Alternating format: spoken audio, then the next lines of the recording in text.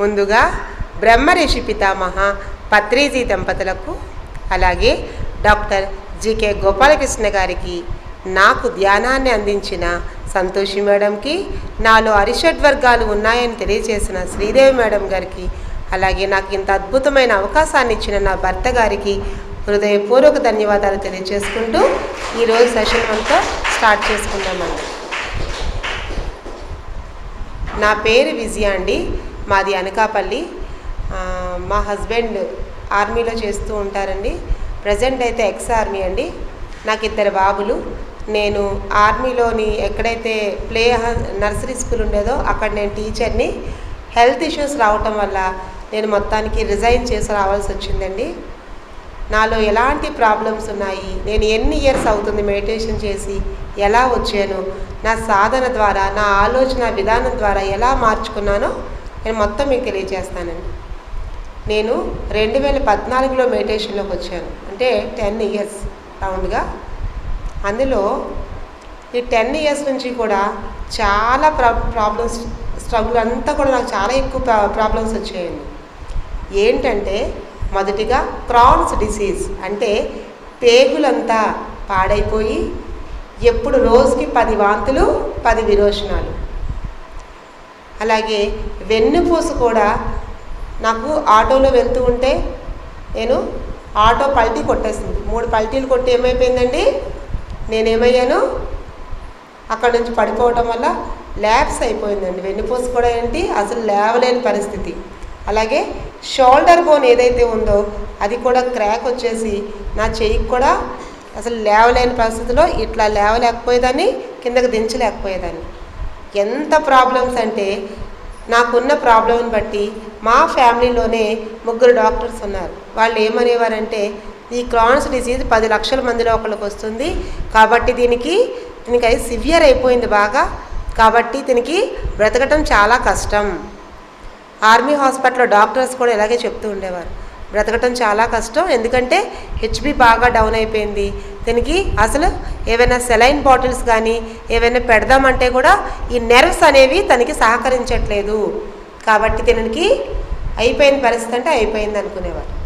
అలాంటి సమయంలో ఈ పిరమిడ్ మెడిటేషన్ కోసం సంతోషి అనే ఒక అమ్మాయి అండి, నా గురువే, తను చెప్పింది. నాకన్నా వయసులో చిన్నది ఆ పాప. అయినా చెప్తే, ఏంటి ఇలాంటి మెడిటేషన్లు అవి చేస్తే ఏమొస్తాయి, ఎందుకంటే బాహ్యంగా ఎంబీబీఎస్ పెద్ద పెద్ద డాక్టర్స్ ఏమీ చేయలేనప్పుడు మామూలుగా మెడిటేషను పిరమిడ్ కింద కూర్చుంటే ఇదంతా ట్రాష్, ఇలాంటివి నమ్మకూడదు అని చెప్పి తనకి నేను చెప్తే, లేదు విజయ, నేను గత 4 ఏళ్ల నుంచి మా అమ్మగారు చెప్తే చేస్తున్నాను, చాలా అద్భుతమైన పవర్ ఉంటుంది మెడిటేషన్లో. అంటే నా స్థితి ఎలా ఉండేదంటే, ఎప్పుడు చూసినా మంచం మీద పడుకునేదాన్ని, లేదా వాటర్ తాగినా కూడా వామిటింగ్స్ అయిపోతూ ఉండేవి, దాంతో బ్లడ్ పడిపోతూ ఉండేది, లేదా మోషన్కి వెళ్తే బ్లడ్ పడిపోతూ ఉండేది. దీనికి తోడు ఏంటంటే ఫిస్టులా అంటాం, ఎవరికైతే క్రాన్స్, ఐబిఎస్ ఇట్లాంటి ప్రాబ్లమ్స్ వస్తాయో వాళ్ళకి ఫిస్టులా ఫామ్ అయిపోతుంది. అంటే టాయిలెట్ పోసుకునే ప్లేస్లో ఒక చీము రక్తంతో పెద్ద కాయలాగా ఏర్పడిపోతుంది, దాంట్లోంచి రక్తం అది అట్లాగా చీము రక్తం వస్తూ ఉంటుంది. కూర్చోలేను, పడుకోలేను, ఒకవేళ ఇన్కేస్ ఏమైనా తిందామంటే అది డైజెస్ట్ అవ్వక వామిటింగ్స్ అయిపోయి, మోషన్స్ అయిపోయి, లేదంటే ఈ నించుందామంటే అందులో యాక్సిడెంట్ అయ్యి నించోలేక, ఎక్కడికి ప్రయాణం చేయలేక, ఇదంతా ఒక ఎత్తు అయితే ఇరిటేటింగ్ బవెల్ సిండ్రోమ్, అంటే ఒక దాని గురించి కూడా చాలా చిన్నదానికి కూడా ఇరిటేటింగ్ అయిపోతూ కడుపులో మంటలాగా, కడుపు నొప్పిలాగా 24 hours/7 అలా నొప్పి వస్తూనే ఉండేది. క్యాన్సర్ అయితే కనీసం కీమోసిస్తేనో ఏవిస్తేనో పడుకోవచ్చు, తగ్గుతుంది, లేకపోతే చచ్చిపోతుంది. ఇది అలా కాదు, బ్రతికినంతకాలం కూడా నరకం అనమాట అని చెప్తే, ఇది తగ్గదు.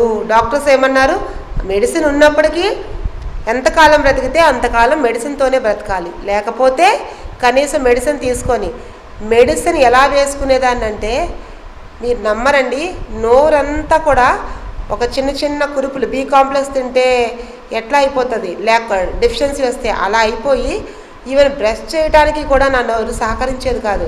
అంటే అంతా దాన్ని ఏమంటాం, కొట్టుకుపోయింది అంటాం కదా, చిన్న కురుపుల్లా వచ్చేస్తాయి.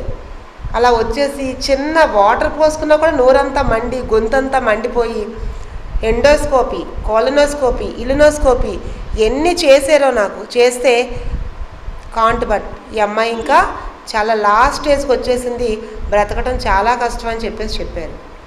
అలాంటి పరిస్థితుల్లో ఈ మెడిటేషన్తో పాటుగానే నాకు స్పిరిచువల్ ట్యాబ్లెట్స్ అక్కడ ఇలా అయితే ఈ పిరమిడ్లో లాగే అక్కడ కూడా విశ్వకాంతి పిరమిడ్ అని పెద్ద పిరమిడ్ ఉందండి మాడుగుల దగ్గర. ఆ పిరమిడ్లో జరుగుతూ ఉంది. అసలు నాకు దాని పేరు కూడా ఎప్పుడు వినలేదు. నేనేమనుకున్నానంటే ఈ ట్యాబ్లెట్స్ అంటున్నారు కదా, కనీసం నేను బ్రతుకుతానేమో, రోజుకి 25 నుంచి 30 ట్యాబ్లెట్స్ వేసుకుంటున్నాను. ఈ ట్యాబ్లెట్స్తో పాటుగా ఆ ట్యాబ్లెట్స్ కూడా వేసుకుంటే ఎంతో కొంత తగ్గుతుంది కదా అని అనుకున్నానండి. ఎలా వెళ్ళానో తెలుసా అక్కడికి? మీరందరూ చక్కగా మంచిగా డ్రెస్సెస్ శారీస్ కట్టుకొని వచ్చారు. నేను అలా వెళ్ళలేదండి.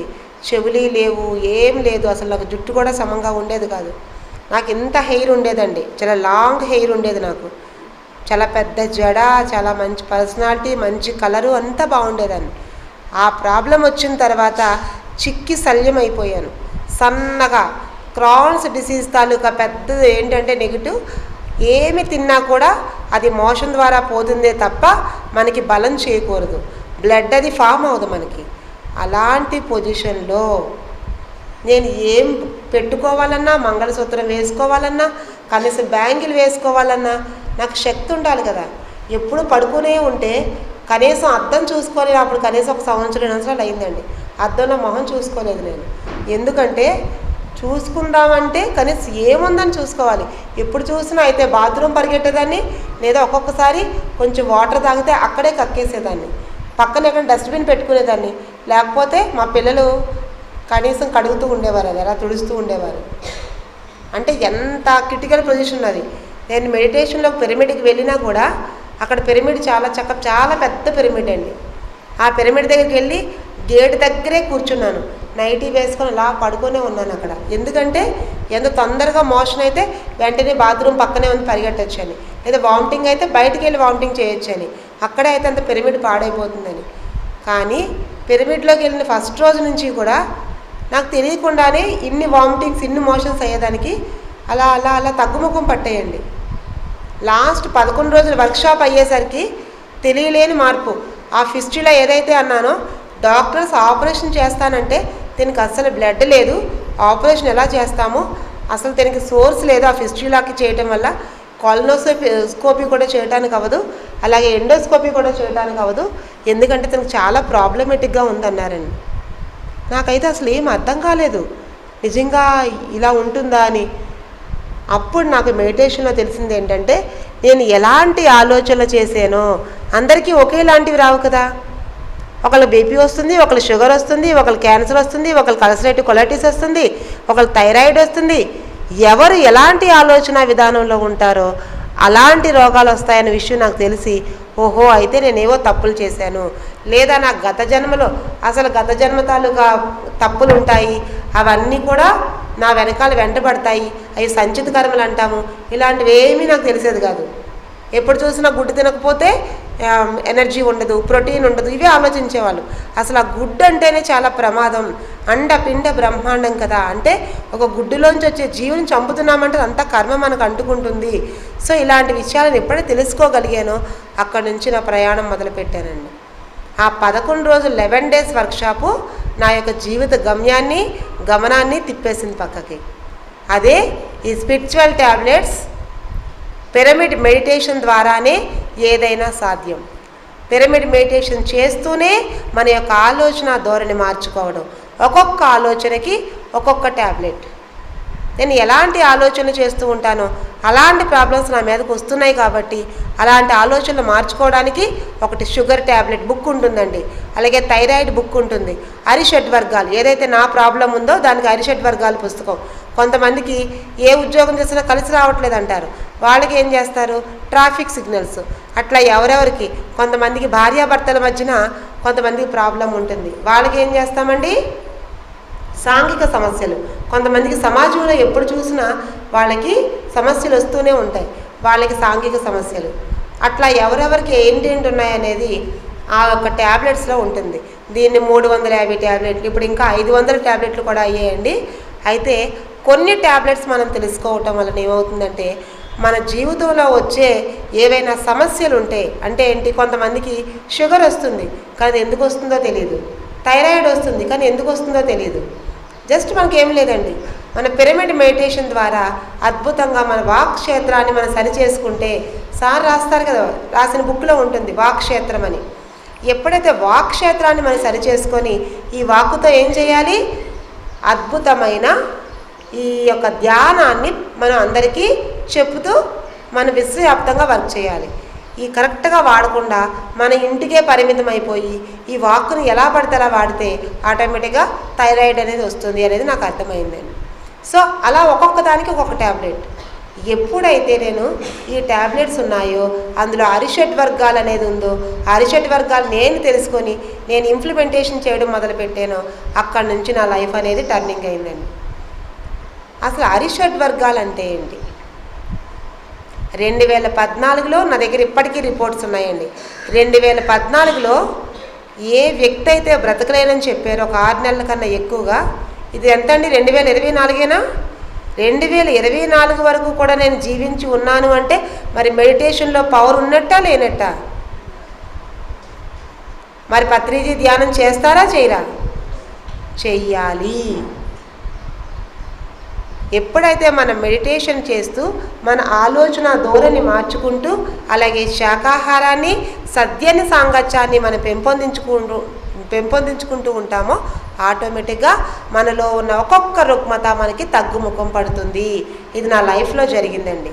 అది చెప్పటం కోసమే నేను పత్రిసారి కూడా ఒకసారి ధ్యాన మహాచక్రం జరిగిందండి, ఎక్కడ ప్రకృతి వ్యాలీలో. అప్పటికి నాకు చాలా వరకు నేను మెడిటేషన్లోకి వచ్చిన ఒక 4 ఏళ్లకి అక్కడ జరగటం, నేను చాలా వరకు అద్భుతంగా మారిపోవడం జరిగింది. కానీ అప్పటికి నాలో ఏదో అజ్ఞానం ఉంటూ ఉండేది. నేను మా కుటుంబంలో బయటకు పంపించరు కదా, సో ఇక్కడే ఉండాలి, నేను ఇక్కడే ఉంటాను అనుకొని పత్రిసార్ నన్ను స్టేజ్ మీదకి పిలిచి నా భుజం మీద చేయి వేసి నాతో పాటు నువ్వు మెడిటేషన్ చేయి అన్నారు. రాయి జగపతి రాజు గారిని, వంశీ సార్ని, వీళ్ళందరినీ వెళ్ళిపోమన్నారు, నన్ను మాత్రమే చైర్ వేసుకొని కూర్చోమన్నారు. మొత్తం ఎన్నో వేల మంది ఉంటే అక్కడ అందరూ చూస్తుండగా అలా అంటే నాకు కూడా భయం వేసింది, ఎందుకు అలా పిలుస్తున్నారు ఏంటి అని. ఒక్కసారిగా నేను వెళ్తే సార్ చెప్పండి అంటే అక్కడ నాకు ముందు డయాస్ ఇచ్చారండి, అంటే యాంకరింగ్ పార్ట్, అందరినీ పిలవటం, చైర్స్ అది వెయ్యటం, కూర్చోమని చెప్పటం. అది నేను చాలా హార్ట్ఫుల్గా చేశానండి. ఎప్పుడైతే 4 రోజుల పాటు హార్ట్ఫుల్గా చేశానో ఆ విశ్వానికి తెలుస్తుంది అంటాం కదా, మనం చేసే ప్రతి పని కూడా. సారి పిలవటం, పక్కన కూర్చోబెట్టుకొని కూర్చో అని చెప్పటం, వెంటనే నా దగ్గర ఒక కొంతసేపే అనుకున్నాను నేను, ఒక 2 నిమిషాలు చేసేనేమో అనిపించింది. కానీ 1 అవర్ మెడిటేషన్ చేసేమాటండి. చేసి 12 నుంచి 1 గంట వరకు చేసిన తర్వాత ఆ 1 గంటకి సారు అందరినీ భోజనాల కంటే లేచి క్లాప్స్ కొడుతూ ఉంటే అప్పుడు నాకు తెలివి వచ్చింది. ఎప్పుడైతే తెలివి వచ్చిందో వెంటనే నేను చూసేసరికి అందరూ క్లాప్స్ కొడుతున్నారు. ఇంకా ఏంటి అందరూ అంటున్నారు 1 అవర్ మెడిటేషన్ చేసి సార్తో అని. నిజమా? నాకు 2 నిమిషాల్లో అనిపిస్తుంది, ఇంకా 1 అవర్ అయిపోయిందా అని అంటే అవును అంటే, సారేమో భుజం మీద చెయ్యి వేసి ఎలా ఉంది అన్నారు. అద్భుతంగా ఉంది సార్ అన్నాను నేను. అంటే మరి నాతో పాటుగా ప్రపంచవ్యాప్తంగా నువ్వు వచ్చి ఈ యొక్క ధ్యానాన్ని ప్రచారం చేస్తావా అన్నారు. నేను అసలు నమ్మలేదండి. ప్రపంచ దేశాల పాటు నేను వెళ్తానా, విశ్వంలో అంతా నేను చేయగలనా? కానీ ఆ మహానుభావుని చూసేసరికి నాకు ఏమనిపించిందంటే అవును సార్ నేను చేస్తాను, నేను వెళ్తానని సారికి ముందుగా అనేసాను నేను.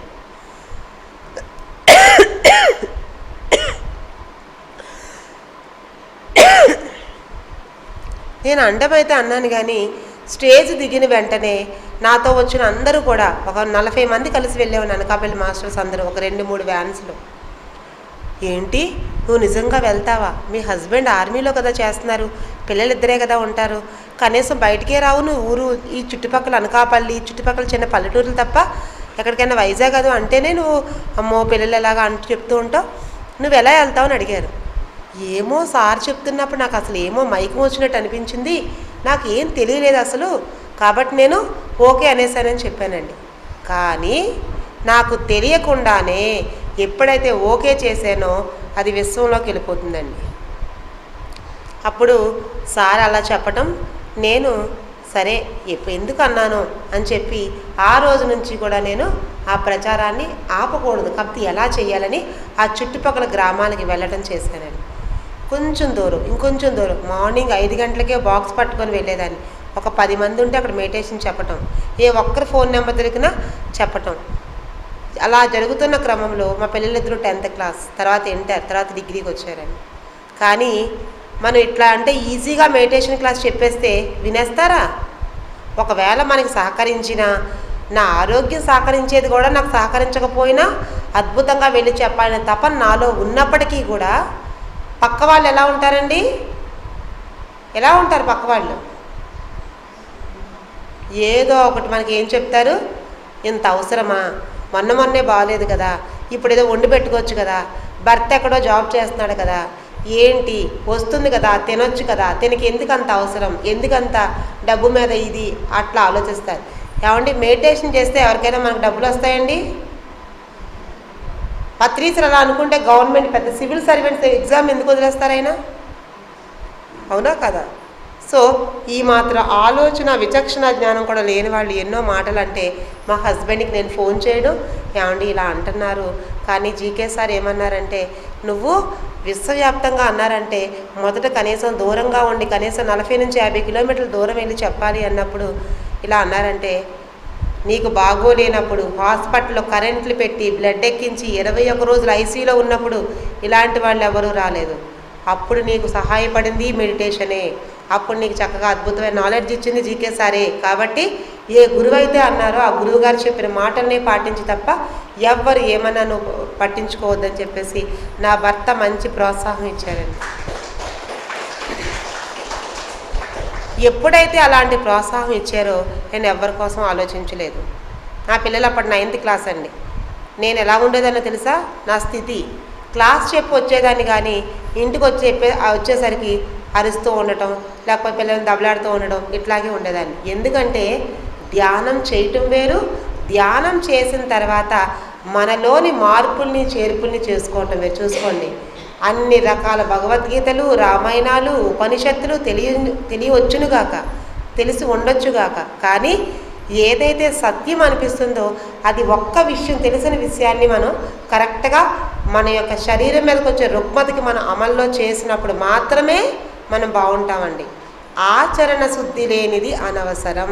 చూడండి, ఏదైతే విషయం తెలుస్తుందో నాకు ఎన్నో తెలుసు అనుకోవడం కన్నా నాకు ఏం తెలియదు అనుకొని ఏది తెలుస్తుందో దాన్ని మన ఇంప్లిమెంటేషన్లో పెడితే అద్భుతంగా మన లైఫ్ ఉంటుంది. కానీ అన్నీ వింటాము కానీ ఏది ఆచరణలో పెట్టమ్మా. ఎందుకంటే నాకు ఎంతో మెడిటేషన్ ఉంది కదా, ఎన్నో సంవత్సరాలు పెట్టి చేస్తున్నాను, ఒక పిరమిడ్ మెడిటేషన్ చేస్తే సరిపోతుంది కదా, ఇలా ఆలోచిస్తాం. పిరమిడ్ మెడిటేషన్ చెయ్యాలి, శాకాహారం చెయ్యాలి, సజ్జన సాంగత్యం చెయ్యాలి, దాంతోపాటుగా స్వాధ్యయనం చెయ్యాలి, అలాగే మంచి మంచి అనుభవాల తాలూకా క్లాసులు వినాలి. ఎందుకంటే అనుభవమే జ్ఞానం అని పత్రి సార్ ఎందుకు చెప్పారు? అవునా కాదండి? ఎన్ని విన్నప్పటికీ మనం ఇంకా సముద్రంలో నీటి బొట్టు కన్నా తక్కువ ఉన్న జ్ఞానం, తెలుసుకున్న జ్ఞానం. మరి అలాంటప్పుడు ఇంకా ఎంత ఉందండి జ్ఞానం? అనంతమైన జ్ఞానం ఉంది. అలాంటి జ్ఞానాన్ని మానేసి నేను కలెక్టర్ని, నేను డాక్టర్ని, నేను ఇంజనీర్ని, నేను ఇది అంటాం. ఇవన్నీ కూడా ఏంటండి, మనం బాహ్యంగా ఉండే మనకి ఫుడ్ పెట్టేవి ఒకానొక జాబ్స్ మాత్రమే. నువ్వు ఎవరు అని అడిగితే ఏమని చెప్తారండి? పూయమైన బుక్లో ఉంటుంది, రమణ మహర్షి రాస్తారు, నీవెవరో నువ్వు తెలుసుకుంటే ఈ విశ్వానికి నువ్వు వర్క్ చేయగలుగుతావు. తన మన అనే దుఃఖం ఉండదు నీకు. ఎందుకంటే నీవెవరో నువ్వు తెలుసుకుంటే పరిపూర్ణ ఆత్మ నుంచి వచ్చిన అంశాత్మి అనే ఒక చిన్న భావన నీలో కలిగితే ఇంకా నువ్వు దేనికి భయం ఉండదు, అసలు దుఃఖమే ఉండదు. ఎందుకంటే నాకు జాబ్ రాలేదే, తనకు వచ్చింది ఏమని ఎందుకు అనుకుంటాం? తనకు వచ్చినా నాకు వచ్చినా ఒకటే. తనలో ఉన్న భగవంతుడు, నాలో ఉన్న భగవంతుడు ఒకటే. కాకపోతే ఏంటండి, మనం కొద్దిగా అజ్ఞానంలో ఉన్న భగవంతుడు అంతే. అందరూ పరిపూర్ణ ఆత్మ నుంచి వచ్చిన వాళ్ళమే, మళ్ళీ పరిపూర్ణ ఆత్మస్థాయికే చేరుకుంటాం. ఇది తెలుసుకోలేక మనందరూ ఆత్మీయ సహోదరులం అనే విషయం తెలియక అజ్ఞానంలో ఏం చేస్తుంటాం? ఎన్నో బాధలు. వాళ్ళ అబ్బాయికి వచ్చింది, వీళ్ళ అబ్బాయికి వచ్చింది, వీళ్ళ అమ్మాయికి వచ్చింది, మా అబ్బాయికి రాలేదు, మా మా కోడలు ఎలాగా, ఇలాంటివన్నిటిలో స్ట్రగుల్స్లో ఉంటాం.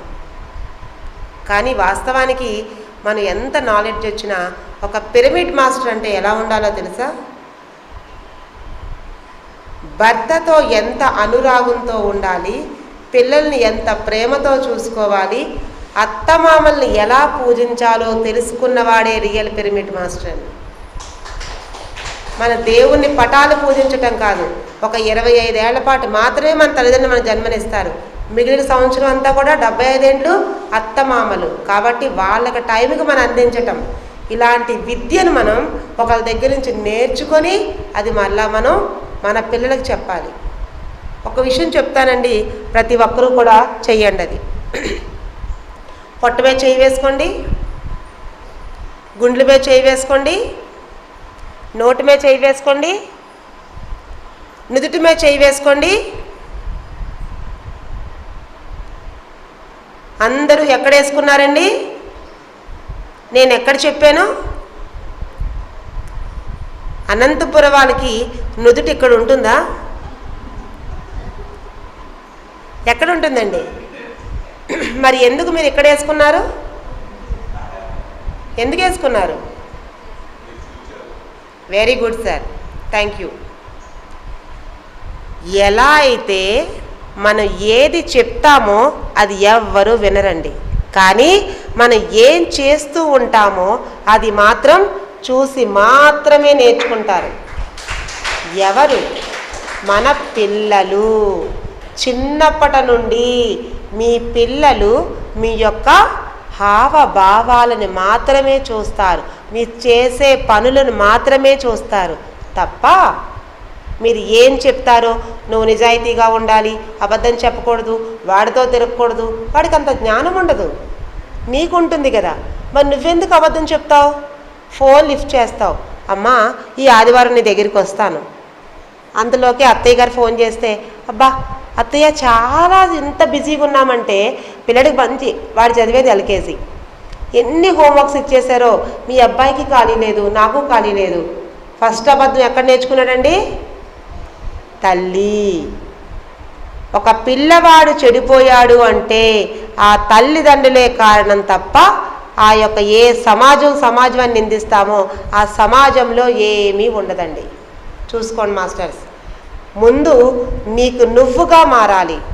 ఈ సృష్టిలో ఎక్కడా లోపం ఉండదు, మన దృష్టిలో మాత్రమే ఉంటుంది మాస్టర్స్.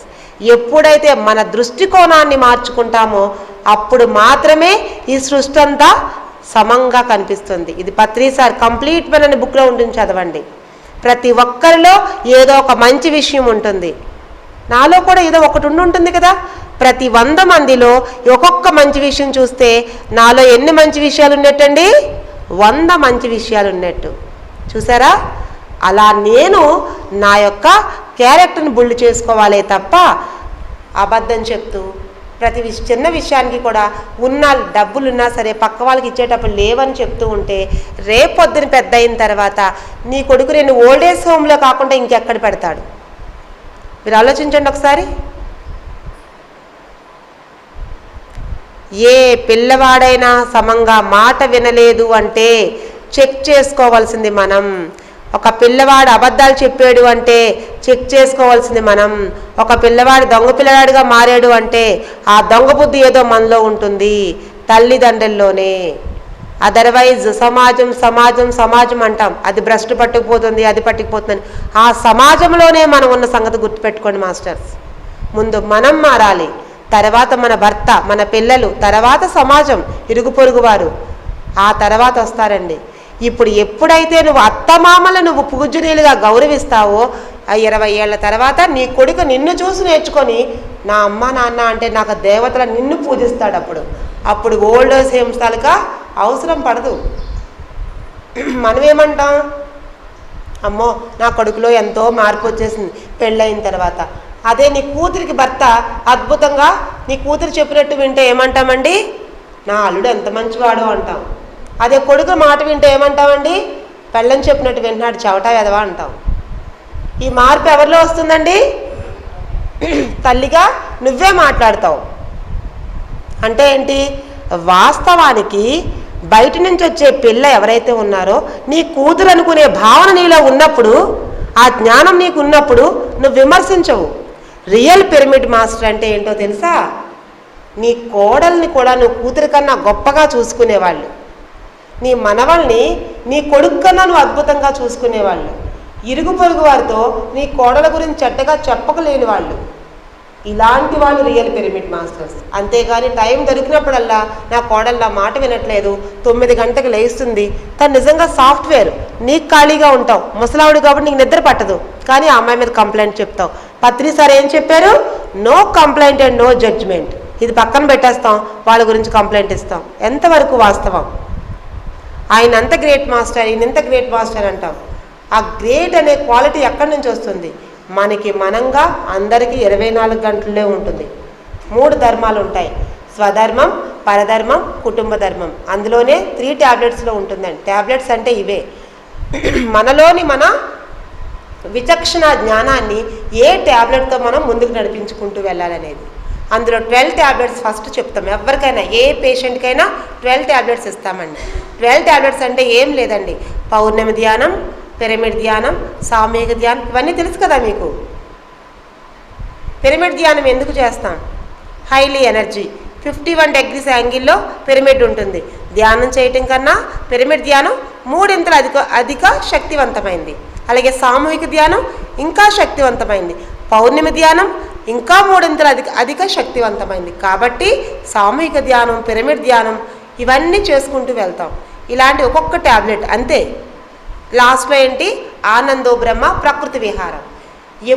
ఎప్పుడు ధ్యానం చేసుకుంటూ ఉంటామో, మన పత్రి సార్ ఎందుకు పెట్టారండి ధ్యాన మహాచక్రం అని? ప్రకృతి వేలి అని అడవుల్లో ఎందుకు పెట్టారండి? ట్రక్కింగ్ అని ఎందుకు పెట్టారండి? ఇవంతా కూడా మానసిక ఆనందం కోసం, మనో ఉల్లాసం. దాన్ని ఏమంటాము? 3 ట్యాబ్లెట్లో ఉంటుంది: విషయానందం, భజనానందం, బ్రహ్మానందం. ఈ 3 ఆనందాల కలయికే ఆనందో బ్రహ్మ. అంటే ఏంటండి? ఒక ప్రతి మనిషి ఆనందాన్ని బయటకు తీసుకురావాలి. అయ్యో అమ్మ నాకు 80 ఏళ్ళు, నేను ఏ విధంగా వేస్తాను అంటే కాదు. ఇది నీ శరీరానికి వచ్చింది మాత్రమే వయస్సు, కానీ నీ మనసుకి ఆ వయసు తెలీదు. 16 ఏళ్ళే. నువ్వెప్పుడో చిన్నప్పుడు డాన్స్ నేర్చుకోవాలనుకుంటాం, అది నేర్చుకోకపోతే ఒక బ్లాక్లా నువ్వు ఉండిపోతుంది. అది బ్లాక్స్ ఏర్పడి నీకు ముడుకుల నొప్పులు వస్తాయి, లేదా కాళ్ళ నొప్పులు, లేదా కీళ్ళ నొప్పులు, ఇంకేదైనా ఏర్పడవచ్చు. అప్పుడు ఎప్పుడైతే నువ్వు సంగీతాన్ని ప్రాక్టీస్ చేస్తూ ఎవ్వరూ లేనప్పుడు చేసి తలుపులు వేసుకొని, చాలామంది వింటూ ఉంటామండి మేము, అమ్మ నిజమమ్మా నేను అలా చేసిన తర్వాత నాకు కాళ్ళ నొప్పులు తగ్గాయి అంటారు. కొంతమంది డాన్స్ వేయాలని ఉంటుంది కానీ వెయ్యరు. పెద్ద ఆయన కదమ్మా, మా అబ్బాయి ఏమైనా అనుకుంటాడు, మా అమ్మాయి ఏమైనా అనుకుంటుంది, మా మనవరాలు ఏమైనా అనుకుంటుంది అంటారు. ఎవరో ఏదో అనుకుంటే నీకు వచ్చే రుగ్మత నీకు తగ్గుతుందా? ఎందుకు అనుకుంటారైనా? నువ్వు 16 ఏళ్ల వయసులో ఎలా ఉండాలనుకుంటావో ఎప్పటికీ 16 ఏళ్ల వయసే ఉంటే ఎవరైనా ఏమైనా అనుకుంటారా? మన యొక్క విచక్షణ ఉండాలి. అంటే అక్కడి నుంచి ఇక్కడికి వచ్చాను కదా, నా భర్త నాకు ఇచ్చారు కదా అని చెప్పి నేను ఎవరితో ఎలా మాట్లాడినా, ఏమన్నా, ఏం చేసినా ఎవరు చూసేది ఉండదు కదా అని చెప్పి ఎలాగ మాట్లాడేసినా కూడా నన్ను ఎలా చూస్తారు అందరూ? ఇది చెప్పడానికి అంత దూరం నుంచి వచ్చావు అనుకుంటారు. విజ్ఞత, ఎవరితో ఎంత మాట్లాడాలి, ఎలా ఉండాలి, మగవాళ్ళతో ఎంత మాట్లాడాలి, ఆడవాళ్ళతో ఎంత మాట్లాడాలి, లేదా వచ్చిన పేషెంట్ కార్డ్స్తో ఎంత మాట్లాడాలి, ఇదంతా తెలుసుకోగలగటమే విజ్ఞత. That is real pyramid master అండి. అంతేగాని మనకి ఎవరైనా చనువు ఇవ్వగలనే వెంటనే ఆహా ఇలా అండి అలా అండి అని చెప్పేసి వాళ్ళతో ఎకిలి వేషాలు వేసుకుంటే మనల్ని చూసి మన పిల్లలు నేర్చుకుంటారు. ఇందాక చెప్పాను ఆల్రెడీ మీకు, పిల్లవాళ్ళు ఎవరైనా సరే వయసులో ఉన్నప్పుడు తప్పు చేశారండి, మా అబ్బాయి ప్రేమ వివాహం అండి, లేకపోతే మా అమ్మాయి ఇట్లా చేస్తుందండి అలా చేస్తుందంటే ఏది తప్పు కాదు. ఏదైనా తప్పు ఉంది అంటే మన దృష్టిలో ఉంటుంది. ఆ దృష్టికోణాన్ని మార్చుకుంటే ఆటోమేటిక్గా అంతా సెట్ అవుతుంది. కొంతమంది అంటారు మా ఈ క్యాస్ట్ అండి, ఆ క్యాస్ట్ అండి, అలా అండి ఇలా అండి అని. Nothing madam. మీరు కావాలంటే పత్రి సార్ చదివిన ప్రతి క్యాసెట్ ఒకసారి వినండి. ఆయన చెప్పింది వేదవాకులన్నీ కూడా ఇవే. ఆయన ఎప్పుడు అంటారు నా పదాల్లో ఏమీ లేదు, నా పాదాలు పట్టుకుంటే నాకు ఏమీ రాదు, నా పదాలు పట్టుకోండి, ఆటోమేటిక్గా ఏ జ్ఞానం అయితే ఇవ్వాలో ఎన్నో కొన్ని లక్షల పుస్తకాలు చదివాను కాబట్టి ఆ జ్ఞానాన్ని మీకు వివరిస్తాను అంటారు సార్. అంటే ఏంటండి, మన పిల్లలు ఎలా అయితే ఉండాలనుకుంటామో మనలో ఏంటుంటాయి, ఆధ్యాత్మిక పుత్రులు అనే పుస్తకంలో ఉంటుంది, ఈ స్పిరిచువల్ ట్యాబ్లెట్స్లో.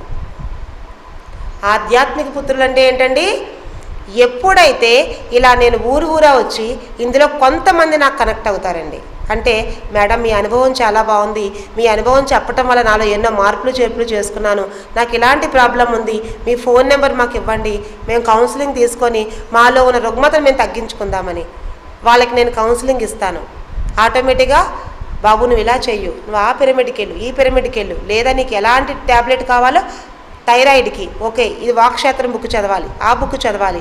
మేడం నాకు ఎందుకో ఏ పని చేసినా చేయలేకపోతున్నాను, రాత్రి అయితే భయం వేస్తుంది, నీకు ముముక్షువుకు 4 శత్రువులు అనే పుస్తకంలో ఉంటుంది. ఇలా మేము గైడెన్స్ ఇస్తూ ఉంటాం.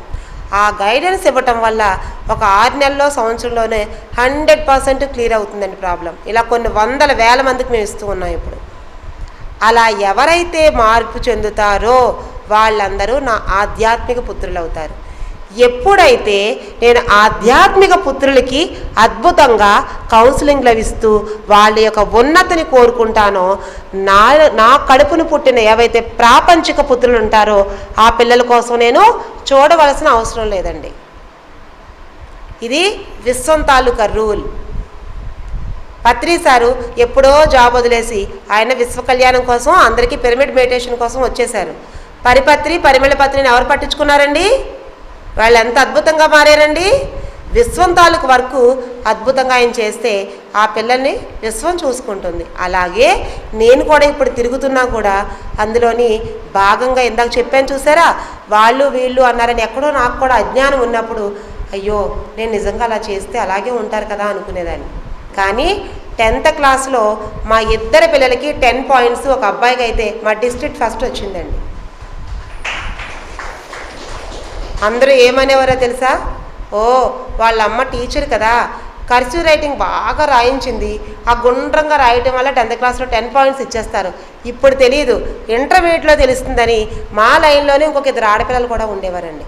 వాళ్ళకి 10thలో 10 పాయింట్స్ రాకపోగా 9.3, 8.8 వచ్చే వాళ్ళకి. అయినా కూడా విమర్శించాలి కదా, ఎప్పుడు మనకి రాళ్ళు వేస్తూ ఉంటారు, దాన్ని మనం పువ్వుల్లా స్వీకరించాలి. పత్రి సార్ చెప్తారు, మంచి చెడు దుఃఖం సంతోషం ఏముండవు, శృతప్రజ్ఞుడు అంటేనే పిరమిడ్ మాస్టర్, ఏదొచ్చినా యాజ్ ఇట్ ఈజ్ యాక్సెప్టెన్సీ. మళ్ళీ నేను జీకే సార్కి ఫోన్ చేయడు, సార్ ఇలాగ అంటున్నారంటే ఏం పట్టించుకోవద్దు, నువ్వు నీ యొక్క విశ్వ కళ్యాణం కోసం చేస్తున్నావు, సో యూ కెన్ ప్రొసీడ్ అని చెప్పారు. ఇంటర్మీడియట్కి వచ్చిన తర్వాత అందరూ ఏమన్నా తెలుసా, 10th క్లాస్ వరకు అమ్మచాటును ఉంటారు. ఇప్పుడు మీ ఆయన గారు చూస్తే ఎక్కడో మణిపూర్లో ఉన్నారు, నువ్వు మాత్రం ఏం చేయాలి, పిల్లల కోసం చూసుకుంటూ పిల్లల్ని పట్టించుకో అన్నారండి. నేను పిల్లల్ని పట్టించుకోకుండా ఏం చేశాను, మళ్ళీ విశ్వ కళ్యాణం వైజాగ్ అక్కడ ఇక్కడ విజయనగరం శ్రీకాకుళం బొబ్బిలి ఇవన్నీ క్లాసులు చెప్పడం మొదలుపెట్టాను.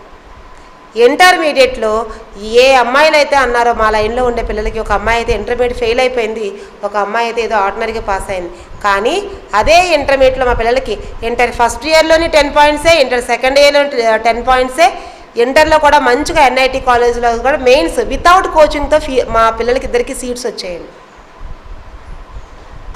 మరి మా పిల్లలు చెడిపోవాలి కదా, మరి నేను ఊర్లంట పట్టుకొని తిరుగుతున్నాను కదా, అందులో మగపిల్లలు కదా, మగపిల్లలు చెడిపోతారు కదా. ఆడపిల్లలు అయితే ఇంట్లో కూర్చొని చక్కగా వాట్సాప్లు చూసుకుంటారు, కానీ మగపిల్లలు అయితే చెడిపోతారు కదా. ఇలాంటి అపోహలన్నీ తీసి పడేయండి పక్కనే. ఆడపిల్ల బాగుంటుంది, ఒద్దికగా ఉంటుంది, మగపిల్లడు చెడ్డవాడు, నథింగ్ అండి, ఏమీ ఉండదు. ఆడపిల్లైనా మగపిల్లైనా మనం ఇచ్చే విజ్ఞానంలో ఉంటుంది వాళ్ళకి, అంతే తప్ప వాళ్ళు ఏదో చెడ్డగా ఆలోచిస్తారు. అవునండి, బయటికి వెళ్తే మగపిల్లలు కరెక్ట్గా ఉండరు అంటారు. మరి మీకు కూడా చాలామంది మగపిల్లలు ఉన్నారు కదా, అంటే మీ మగపిల్లల గురించి మీకే అనుమానమా? ఒక్కసారి ఆలోచించండి. మనం విజ్ఞతతోని మన పిల్లలు చిన్న పిల్లలని చెప్తాం, 16 ఏళ్ళు 18 ఏళ్ళు వచ్చినా టైట్గా ఉండే జీన్సు టైట్గా ఉండే షర్ట్స్ మన పిల్లలకే మనం కొంటున్నాం. ఇక్కడికి వచ్చిన ఫ్యామిలీ చాలామంది కొని ఉంటారు. మరి ఇట్లాంటి టైట్ జీన్సు టైట్ షర్ట్లు వేసుకొని సంస్కారం లేకుండా మనం బయటకు తిరగమని చెప్పి బయట మగపిల్లలు బాగోలేదంటే ఎంతవరకు సంస్కారం మనకి? ఒక్కసారి ఆలోచించండి. ఎవరిని అంటున్నాం? మన బంగారం మంచిదైతే ఎదుటివారిని అనవలసిన అవసరం ఏమైంది? మన పిల్లలకి మనం ఎంతవరకు కౌన్సిలింగ్ ఇస్తున్నాం? బాబు కదా 9 గంటల తర్వాత రావచ్చు, అమ్మాయి అయితే మాత్రం 5 గంటలకు లోపు వచ్చేయాలి. ఇవన్నీ మనం పెడుతున్నాం. మన పాప అయినా 9 గంటలకు వస్తే తప్పే ఉంది. ఆ పాప నిజంగా కంప్యూటర్స్ నేర్చుకుంటుందేమో, నేర్చుకోనివ్వండి. ఒక అమ్మాయి చదవాలి అనుకుంటే, బాలవాణి ఎవరైనా విన్నారా? ఐఏఎస్ బాలా మేడం విన్నారా ఎవరైనా? 2 కాళ్ళు ఉండవు ఆమెకి, పని చేయవు. అలాంటి ఆమె ఇప్పుడు ఒక పెద్ద ఇన్స్టిట్యూట్ పెట్టి పెద్ద పెద్ద కలెక్టర్స్, ఎంతోమంది కలెక్టర్స్ని ఆవిడ తయారు చేస్తున్నారండి. కలెక్టర్స్ని, ఐపీఎస్ని, ఐఎఫ్ఎస్ వాళ్ళంతా ఆఫీసర్స్గా ఆవిడ రిలీజ్ చేస్తుంది. ఆవిడకి ఏ నాలెడ్జ్ ఉండేది కాదట. కాళ్ళకి సమంగా లేకపోతే మామూలు తెలుగు మీడియం స్కూల్ చదువుకుంటే ఇంగ్లీషే రాని అమ్మాయి డిక్షనరీ పట్టుకొని ఇంగ్లీష్ చదివి ఇవన్నీ కూడా మా పిల్లలు ఇంటికి రాగానే నేను చదివి ఇట్లా చెప్తూ ఉండేదాన్ని. చూడు నాన్న, మనకి ఎంతో అద్భుతం కదా, అన్నీ ఉన్నాయి, చదవాలి, చెయ్యాలి, ఆడవాళ్ళని గౌరవించాలి, ఇవన్నీ చెప్తూ ఉంటే మా పిల్లల్లో ఒక రకమైన అవేర్నెస్ వస్తూ ఉండేదండి. మనం కాదండి, అందరూ అదే పని చేయాలి. ఒక పుస్తకాన్ని చదవటం, నైట్ పడుకునేటప్పుడు చక్కగా భోజనం చేసిన తర్వాత ఒక పావు గంట మన పిల్లలకి మనం రివ్యూ ఇవ్వాలండి, చిన్న చిన్న కథలు చదివి. అప్పుడు మాత్రమే వాళ్ళు సంస్కారవంతంగా తయారవుతారు. శివాజీ తెలుసండి? ఛత్రపతి శివాజీ ఎవరండి? ఎవరండి?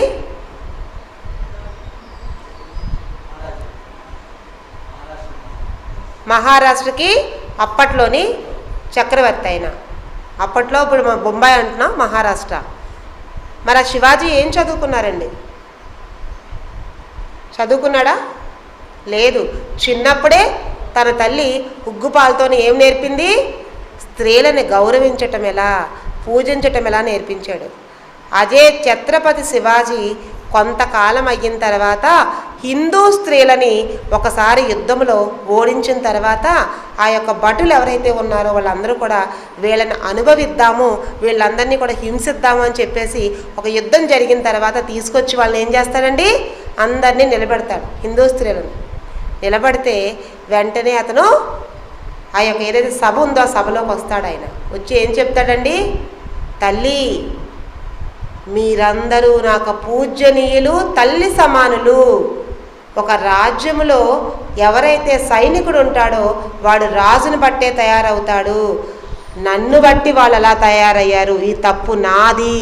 వాళ్ళు అలాంటి ఆలోచనతో ఉన్నారు అంటే నాదమ్మా తప్పు, కాబట్టి నన్ను క్షమించండి అని చెప్పి అంత చక్రవర్తి కూడా ఆ హిందూ స్త్రీలను అందరినీ కూడా క్షమాపణ అడిగాడట.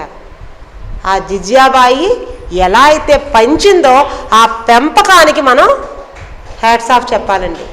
అది ఒక తల్లి తనల్ని పెంచే విధానం. ఒక చక్రవర్తి స్థాయి అంటే ఏంటి?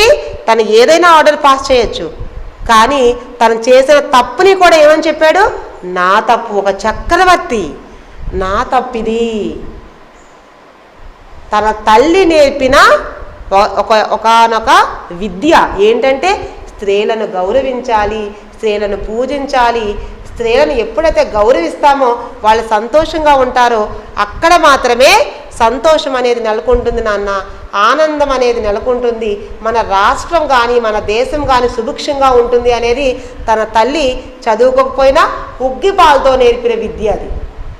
మరి అలాంటి విద్య నేర్చుకున్న వ్యక్తి ఎలా ఉంటాడు? అలా ఉంటాడు. అందుకే ఛత్రపతి శివాజీ అయ్యాడు. అవునా? మరి మన పిల్లలకి ఎంతవరకు నేర్పుతున్నామండి? ఇంటికి రాగానే హోంవర్క్స్ అయ్యే లేవా, చేసావా లేదా, గ్రేడ్ పాయింట్స్ ఎన్ని వచ్చాయి, మార్క్స్ ఎందుకు తగ్గాయి, ఫీజు ఏం తక్కువ కడుతున్నానా, 1,00,000 రూపాయలు కడుతున్నాను, ఇలా చెప్తూ ఉంటాం. ఏంటో 1,00,000 రూపాయలు ఫీజు కడితే మాత్రం ఉదయం 6 గంటలకు వెళ్ళి రాత్రి 10 గంటలకు వస్తుంటే తలనొప్పి వచ్చేస్తుంది. మన అయినా వినం.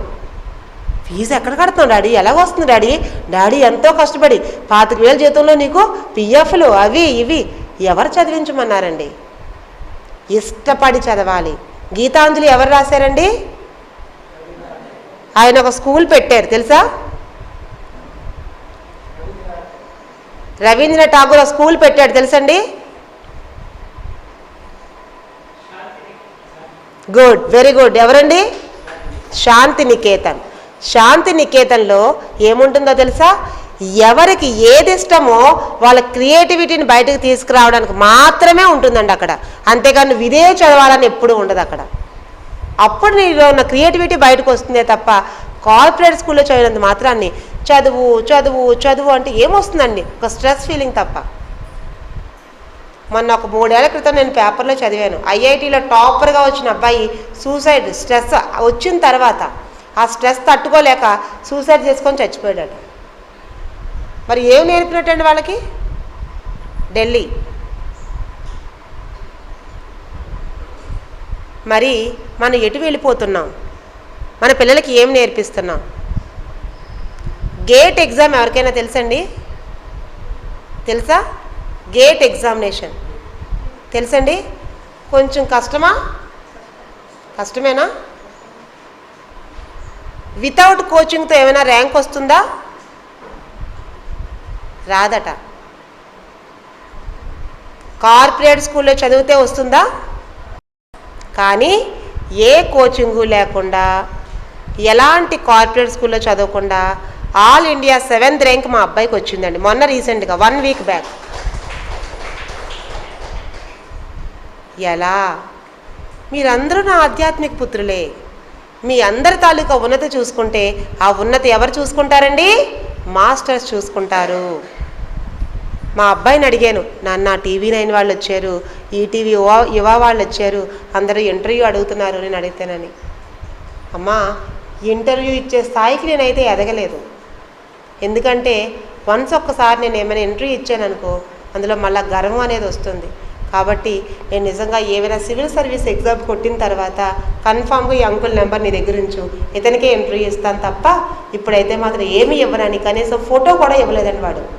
మళ్ళీ ఎక్కడో స్టాంప్ సైజ్ ఫోటో ఉంటే అది తీసుకొని ఆయన బాధపడకూడదని చెప్పి పేపర్లోకి ఆ ఫోటో ఇచ్చి నేను గబగబా నేను మేడెక్కి వచ్చానని. ఆయన పాపం 3 days వరుసగా ఫోన్ చేశారు నాకు, మేడం మీ అబ్బాయి ఎంట్రీ కావాలి, మేడం మీ అబ్బాయి ఎంట్రీ కావాలని. ఇంకొంతమంది ఇన్స్టిట్యూషన్స్ వాళ్ళు ఫోన్ చేసి మా ఇన్స్టిట్యూషన్ పేరు వేయించుకోవాలి మేడం అని అడిగారు. మా అబ్బాయికి చెప్పాను, నాన్న ఇలా అడుగుతున్నారని. వద్దమ్మా, నువ్వు ఏదైనా పేరు వేయించుకుందామంటే నేను చేసే ధ్యానం ఉదయం సాయంత్రం చేస్తాను కాబట్టి మా అబ్బాయి ధ్యానం వల్ల ఇది సాధ్యమైందని కావాలంటే వేయించి తప్ప ఇంక ఏది వద్దు అని చెప్పాడు. కానీ ఆ స్కూల్ వాళ్ళు ఎక్కడైతే ఇంటర్మీడియట్ వరకు చదివారో ఆ స్కూల్ వాళ్ళు జనార్దన్ సార్ నాకు ఫోన్ చేశారు. ఆ ప్రిన్సిపాల్ సార్ ఫోన్ చేసి, మేడం మా స్కూల్లో 10th ఇంటర్మీడియట్ వరకు చదివాడు కాబట్టి అది వేసుకుంటామంటే, నిజంగా చదివాడు కదా, కానీ అక్కడ కూడా వాడు మెడిటేషన్ చేసేవాడు. పేరెంట్స్ మీటింగ్కి వెళ్ళినప్పుడు నేను అక్కడ మెడిటేషన్ చెప్పేదాన్ని కాబట్టి అక్కడ వాళ్ళ స్కూల్ పేరు వేయించుకోమని చెప్పి వేయించుకోవటం అద్భుతంగా అక్కడ నుంచి అంతా రెస్పాన్స్ రావడం జరిగిందండి. అలాగే ఒక అబ్బాయికి వచ్చిందంటే ఓకే, మా రెండో అబ్బాయికి కూడా 1400 ర్యాంక్ వచ్చిందండి. ఇది టాప్ డిజిట్ రావడం వల్ల ముందు చెప్పానే తప్ప ఆ అబ్బాయికి కూడా గేట్లో 1400 ర్యాంక్ వచ్చిందండి. మరి ఇద్దరు పిల్లలకి మామూలు కాలేజీల్లో చదివి ఎలాంటి కోచింగు కూడా లేకుండా ఒక పెద్ద టఫెస్ట్ ఎగ్జామ్ అయిన గేట్లోని ఇంత మంచి ర్యాంక్స్ అంటే మిరాకిల్సా కాదా? ఎవరైతే చేసే పనిలో నిబద్ధత శ్రద్ధ ఉంటాయో వాళ్ళకి ఎలాంటిదైనా సరే చేతిలోకి వస్తుందండి. ఇది నేచర్ తాలూకు రూల్. ఏదైతే విశ్వానికి మనం ఇస్తామో 4 మనకి తిరిగి వస్తుంది. మరి నా లైఫ్లోని ఇది జరిగింది. ఎప్పుడైతే ఈ యాక్సిడెంట్ అయ్యింది అనుకున్నానో ఇది ఏంటో తెలుసా? స్పిరిచువల్ టాబ్లెట్స్లో కొన్ని ఉంటాయండి, అందులో నిజమైన సేవ అనేది ఉంటుంది. ఎప్పుడైతే నేను నిజమైన సేవలో లేనో అప్పుడు భుజానికి సంబంధించిన నొప్పులు, అలాగే షోల్డర్కి సంబంధించినవి, లేదా ఇక్కడ ఏదైతే వెన్నుపూస ఉంటుందో అది అరిగిపోవటం, ఇటు ఇటు మెడ తిప్పకపోవడం, లేదా వేళ్ళకి సంబంధించినవి, లేదా ఇక్కడ ఏదైతే ఉంటుందో ఎల్బో అంటాం కదా, వీటికి సంబంధించినవి, ఈ భుజాలకు సంబంధించినవి వస్తూ ఉంటాయి. ఆ నిజమైన సేవ అనే పుస్తకంలో అది ఉందండి. కొంతమందికి చేతులకు దెబ్బలు తగ్గడం, చెయ్యి విరిగిపోవటం ఇట్లా జరుగుతాయి కదా. అప్పుడు నాకు అనిపించింది, నేను నిజమైన సేవలో లేనా? అందుకే నాకు ఆటో పల్టీ కొట్టి నా చెయ్యి విరిగిపోయిందా?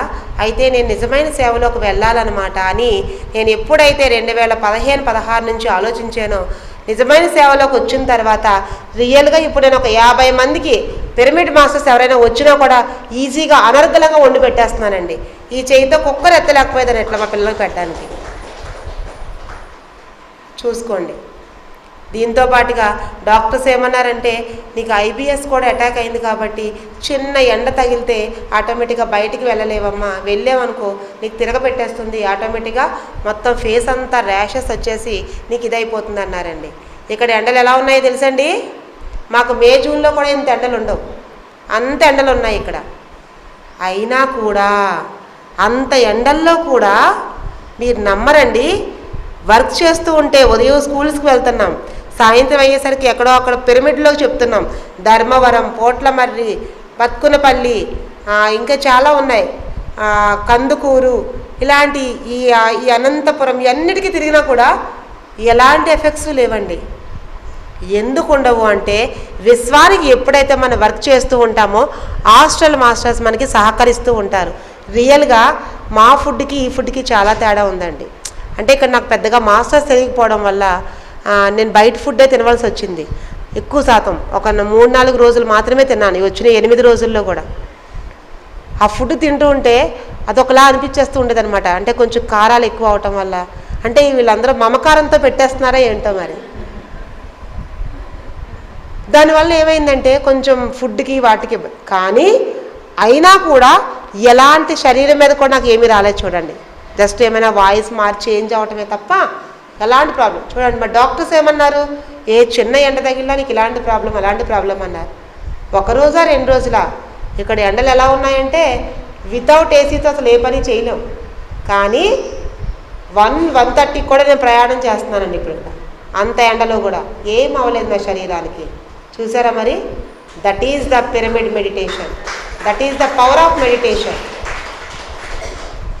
సో నేను ఏ విధంగా అంచెలంచెలుగా నా ఆరోగ్యాన్ని బాగు చేసుకున్నానో ఇప్పటి వరకు నా అనుభవం అయింది కదా. అసలు అరిషడ్ వర్గాలు అంటే ఏంటి, అవి ఎలా ఉంటాయి, అవి ఎలా ఉంటే మనలో ఎలాంటి ప్రాబ్లమ్స్ వస్తాయో ఇప్పుడు చెప్తాను. అరిషడ్ వర్గాలు అంటే 6 అంటే ఏంటండి, మనలో ఉన్న అంతర్గత శత్రువులు. చూసుకోండి, ఒకళ్ళు ఎవరైనా కత్తిపెట్టి పొడుస్తున్నారనుకోండి, మనకు ఎదురుగా తెలుస్తుంది. ఇక్కడ ఎక్కువగా దేనికి ప్రసిద్ధి అండి? బాంబులట. మేడం వెంటనే చెప్పేస్తున్నారు. కాబట్టి ఒక వ్యక్తి మనకి బాంబు వేస్తే మనకు తెలుస్తుంది, వెంటనే పరిగెట్టి పారిపోవటమో లేకపోతే తిరిగి మళ్ళీ ఇంకొక బాంబు వేయటమో చేస్తుంటాం.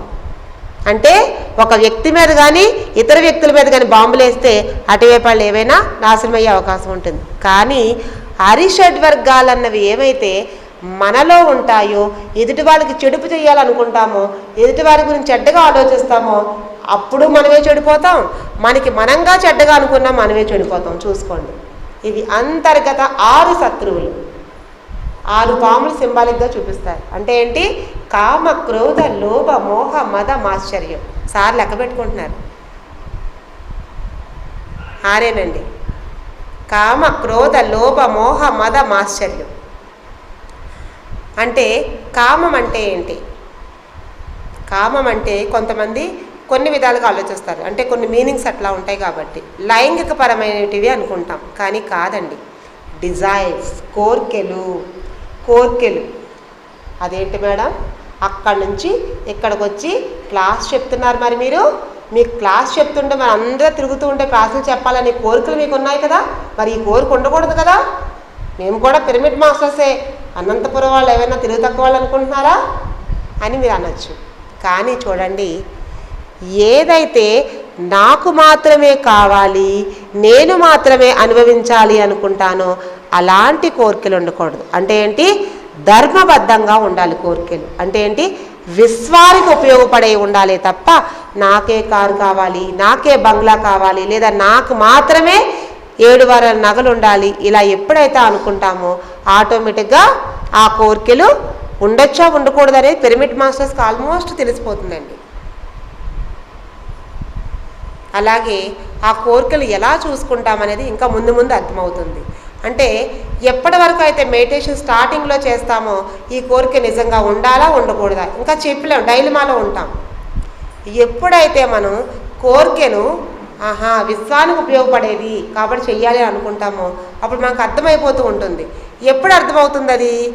శాకాహారం ఎప్పుడైతే మనం మొదలు పెడతామో అప్పుడు మనకి కరెక్ట్ అయిన ఆలోచనలు వస్తూ ఉంటాయి. ఎప్పటి వరకు మనం మాంసాహారిగా ఉంటామో అప్పటి వరకు ద్వంద్వత్వంలో ఉంటాం. అదేంటి మేడం? అలా అయితే పంతుల్లోని వాళ్ళలోని ఇలాంటి ప్రాబ్లమ్స్ రావా అంటే వాళ్ళకి వస్తాయండి. అంటే చూడండి, మనకి కోరికలు ఉండాలి, దాంతోపాటుగా శాకాహారంగా ఉండాలి, ధ్యానం చెయ్యాలి, దాంతోపాటు ఇంకేముండాలండి? సరి అయిన ఆలోచన విధానం ఉండాలి. చూసుకోండి, ఎంత పిరమిడ్ మాస్టర్ అయినా, ఎంత శాకాహారి అయినా, ఎంత సజ్జన సాంగత్యం చేసినా ఎప్పుడైతే నువ్వు సరి అయిన ఆలోచన విధానం ఉండకుండా ఉంటుందో అప్పుడు నీకు ఈ కంప్లైంట్ అనేది ఎప్పుడు వస్తుందండి? ఈ ఫిజికల్ బాడీ మీదకి 4 నుంచి 5 సంవత్సరాల క్రితమే నువ్వు ఆలోచన చేస్తావు అలాంటివి. మరి నీకు 30 ఏళ్ళలోనే వచ్చిందంటే నువ్వు 25 ఏళ్ళ నుంచి అలాంటి ఆలోచనలతో ఉంటావు అని అర్థం అండి. కాబట్టి మనకి ఈ ఫిజికల్ బాడీ మీదకి వస్తుంది అనమాట. మనకి ఎన్ని శరీరాలు ఉంటాయండి? 7 శరీరాలు. మా బాబాయ్ గ్రేట్ మాస్టర్స్, మీ అందరికీ గట్టిగా చెప్పట్లేదు. ఇది ఫిజికల్ బాడీ అంటే లాస్ట్ స్టేజ్లో మనకు శరీరం మీదకి వస్తుంది. అంటే ఉన్న 6 శరీరాల్లోనూ ఎక్కడో మనకు తెలియకుండానే ఎన్నో కోరికలు, ఎన్నో ఆశలు, ఎన్నో లోపబుద్ధి, ఎంతో మదం, ఆశ్చర్యం అన్నీ ఉంటే అది లాస్ట్కి మన దగ్గరికి ఫైనల్గా వస్తుందండి. చూసుకోండి మాస్టర్స్, కోరికలు ఉండాలి, ఎంతవరకు ఉండాలో తెలియాలి, శాకాహారులుగా ఉండాలి, సజ్జన సాంగత్యం చేయాలి, స్వాధ్యం చేస్తే, అలాగే ఎంతోమంది అనుభవాలు వింటే ఆ అనుభవమే జ్ఞానంగా మారితే అప్పుడు మాత్రమే మన కోరికలు మనం డిఫైన్ చేయగలుగుతాం. ఎంత పిరమిడ్ మాస్టర్ అయినా సరే ఆ కోరికలు ఉండొచ్చా ఉండకూడదా మనకు తెలియదండి. మరి కోరికలు తీరకపోతే అప్పుడు ఏమొస్తుందండి? ఏంటొస్తుంది? వెరీ గుడ్, గట్టిగా చెప్పట్లా మేడంకి. కోపం వస్తుంది. ధర్మవరం పట్టుచీర కొనమంటే ఆ మేడం గారి భర్త ఇప్పుడు ఎందుకు అంటే ఉగాదికే కట్టుకుంటాం కదా అని కొనమందాను. పిల్లల ఫీజులు కూడా ఇప్పుడే కట్టాలాయే, ఆయన పాపం తేలేకపోతున్నారు. ఆవిడ అది కూడా 30,000 పట్టుచీర అని చెప్తున్నారు ఆవిడ. చూసారా మరి ఎందుకే పిరమిడ్ మెడిటేషన్లో పెద్ద పట్టుచీరలు కట్టుకోకూడదని చెప్పారు కదా పత్రి సారు, అయినా కూడా ఎందుకు అడుగుతున్నామంటే పిరమిడ్ మెడిటేషన్లో కట్టుకోను, మా తమ్ముడి పెళ్ళి ఉంది అక్కడ కట్టుకుంటాను ముందు కొని అంటాం. అంటే ఏంటండి? మనం మెడిటేషన్ చేస్తాం కానీ మన కోరిక ఎంతవరకు ఉందో, ఎంతవరకు కరెక్ట్ కాదో మనం ఆలోచించాం. ఆ విజ్ఞత లేకపోవడం వల్ల చిన్న కోపం వస్తుంది.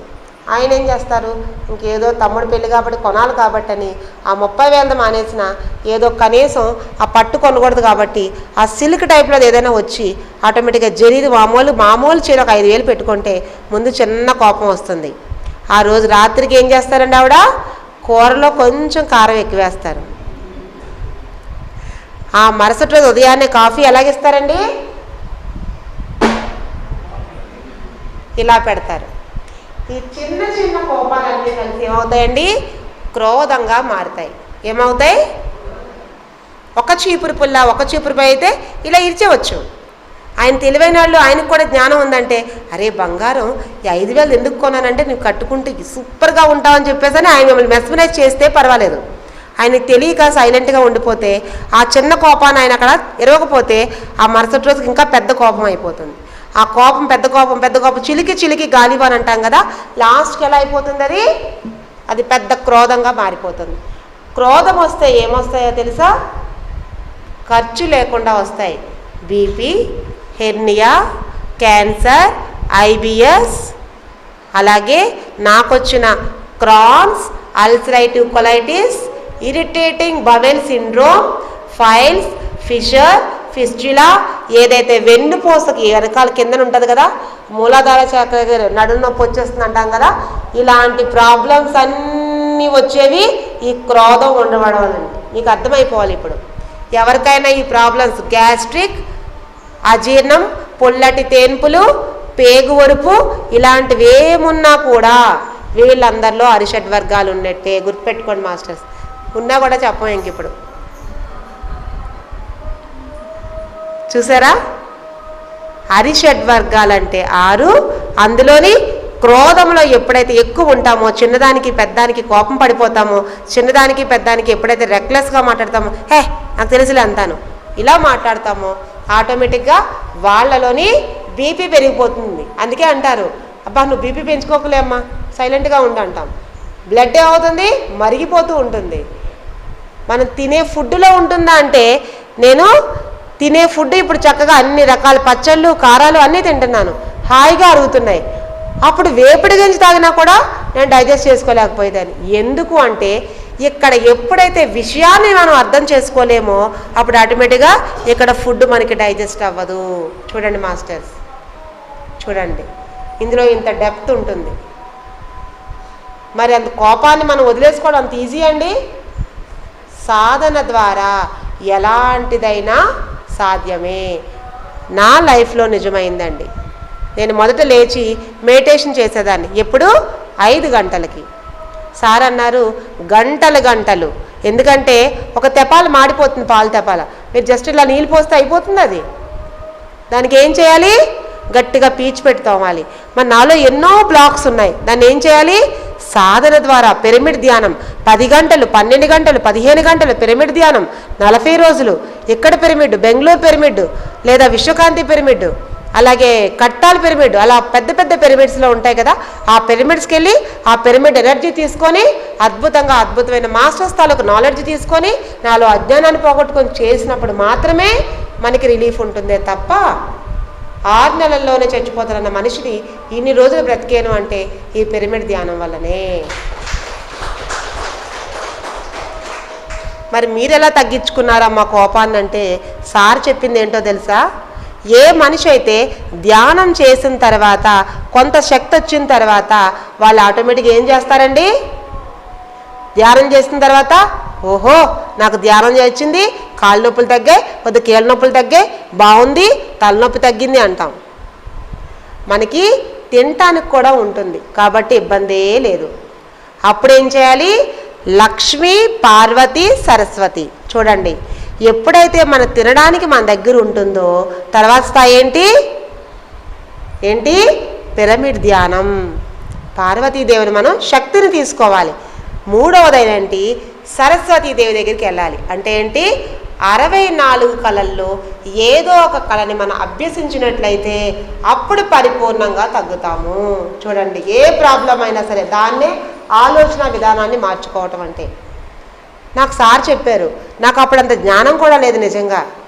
సార్ ఏం చేయమంటారో చెప్పండి అంటే, మా అబ్బాయి అస్సలు చెత్త రాసుకెళ్ళండి, నా మాట వినట్లేదు సార్ అంటే, ముందు నువ్వు నా మాట విను అన్నారు.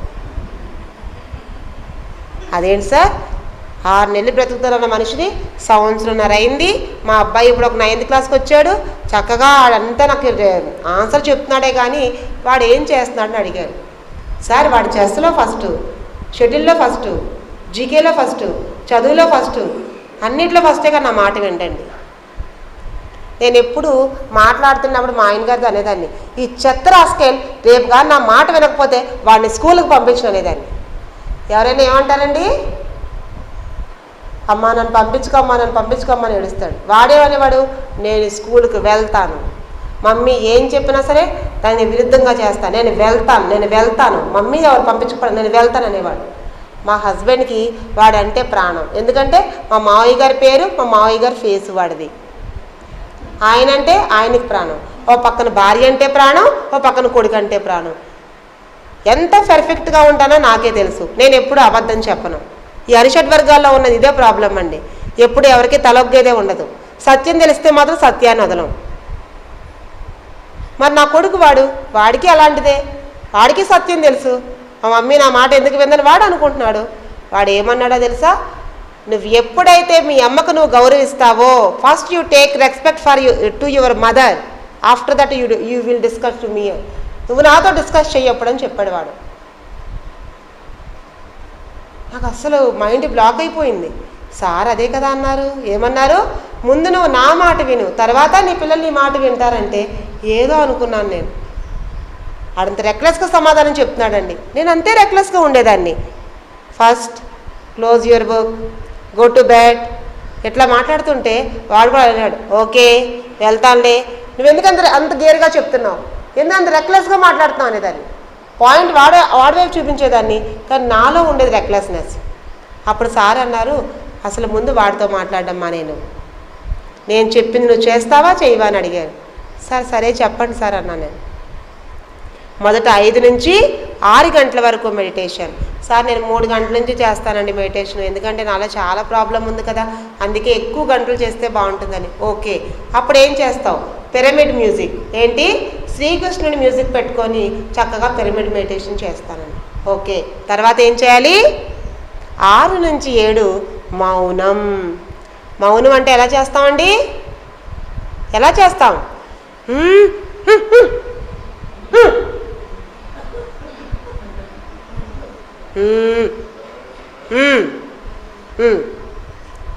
ఇలా చేస్తాం మనం మౌనం.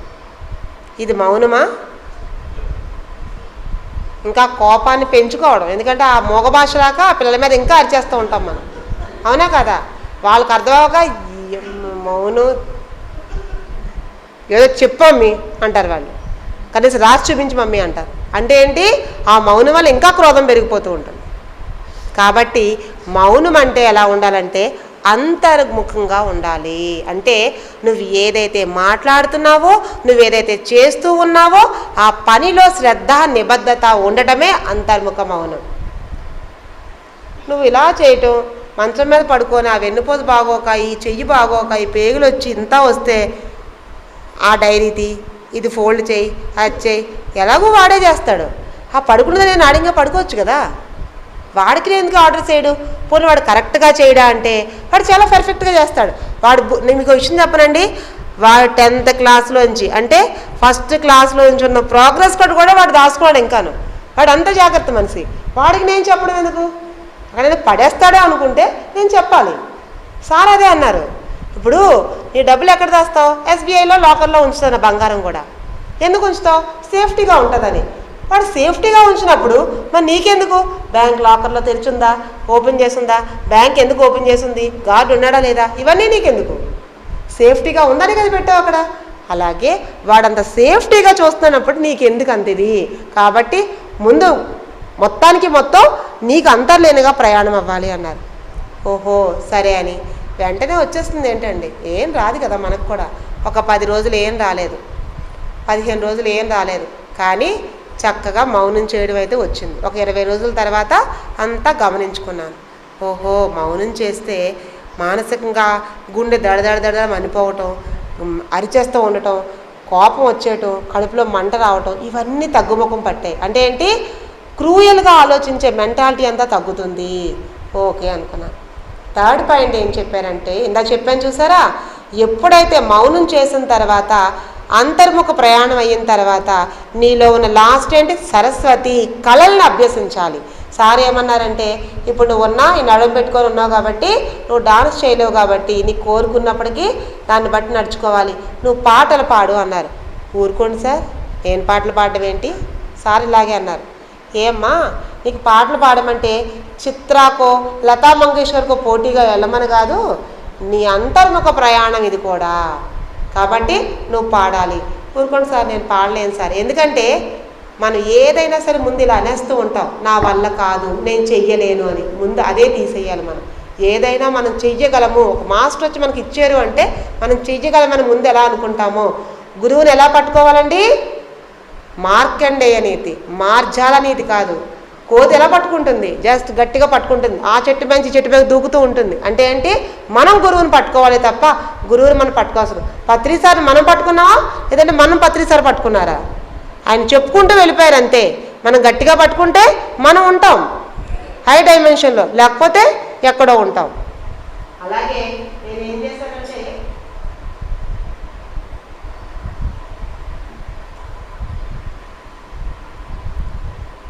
కొన్ని రోజులు చిన్న పాటలు నెమ్మదిగా, ఎందుకంటే పక్క వాళ్ళు ఉంటే ఏమనుకుంటారండి, అందరిలో ఉన్నది ఇదే, వాళ్ళు ఏమనుకుంటారో వీళ్ళు ఏమనుకుంటారో ఆలోచిస్తామే తప్ప అవి చేయటం వల్ల మనకి ఎంతో ఆరోగ్యం ఉంటుంది, మనకి ఆత్మ ఉన్నతి ఉంటుంది అనే విషయం మనం గమనించలేం. మనం ఏం చేస్తాం? నెమ్మదిగా, ఫస్ట్ నేను అలాగే పాడాను, తలిపేసి నెమ్మదిగా చిన్న సౌండ్ పెట్టుకొని నెమ్మదిగా పాటలు ప్రాక్టీస్ చేశాను. కానీ చూడండి, అమెరికాలో ఉన్న వాళ్ళు ఎప్పుడు మనకి మాస్టర్స్ అవ్వరు.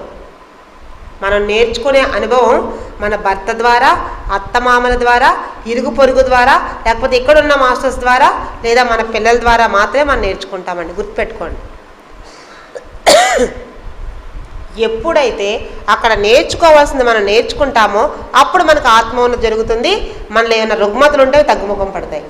నేను కూడా ఒక 10 రోజులు, 15 రోజులు, 20 రోజులు పాడుతూ ఉన్నాను. లాస్ట్కి ఒక ఫైన్ డే అండి, ఆ రోజు నేను బెండకాయ కట్ చేస్తున్నానండి, ఫ్రై చేస్తున్నాను.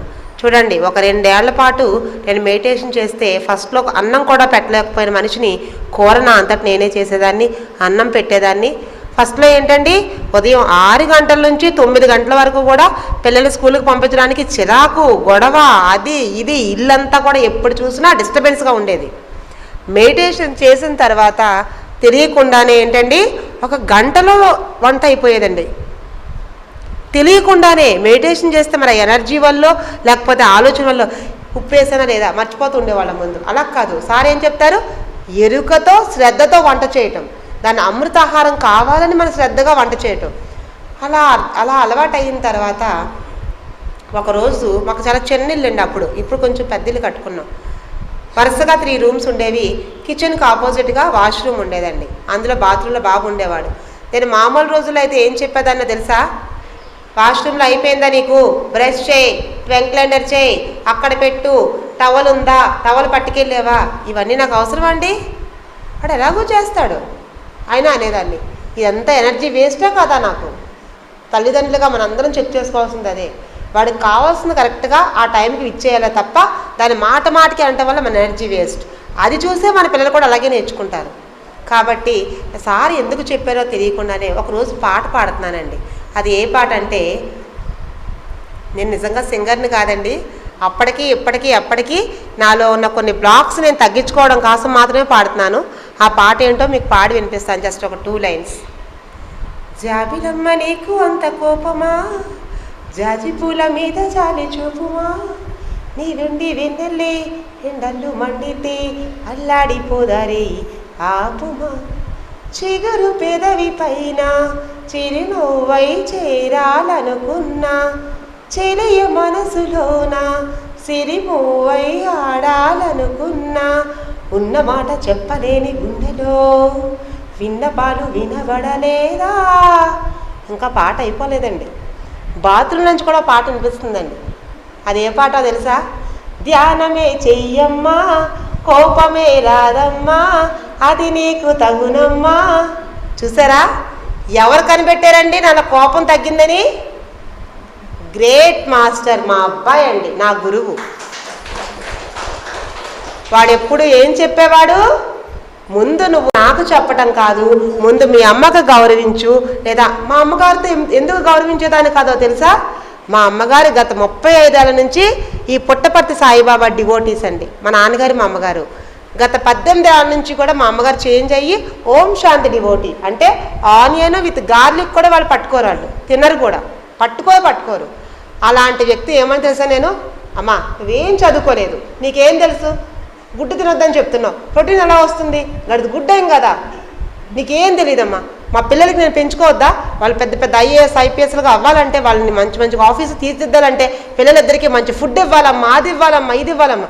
మా అమ్మ బాబా అనుకొని వెళ్ళిపోయేది. మా అమ్మ ఏం చెప్పలేకపోయేది, ఎందుకంటే చెప్పాలని తపనున్నా, మా అమ్మాయి చేత మాంసాహారం మానిపించాలనుకున్నా అది చెప్పే విధానం మా అమ్మకు రాక, మా అమ్మ ఏమైనా తెలుసా, అమ్మా పైలోకంలో బాబా ఉంటాడు, ఆ బాబా దివ్య దృష్టి ఇస్తాడు, అంతా అమృతం అవుతుంది, అమ్మ అలాగని తిండం మానేసి నువ్వు నీళ్ళు తాగి ఉండిపోయేదాన్ని.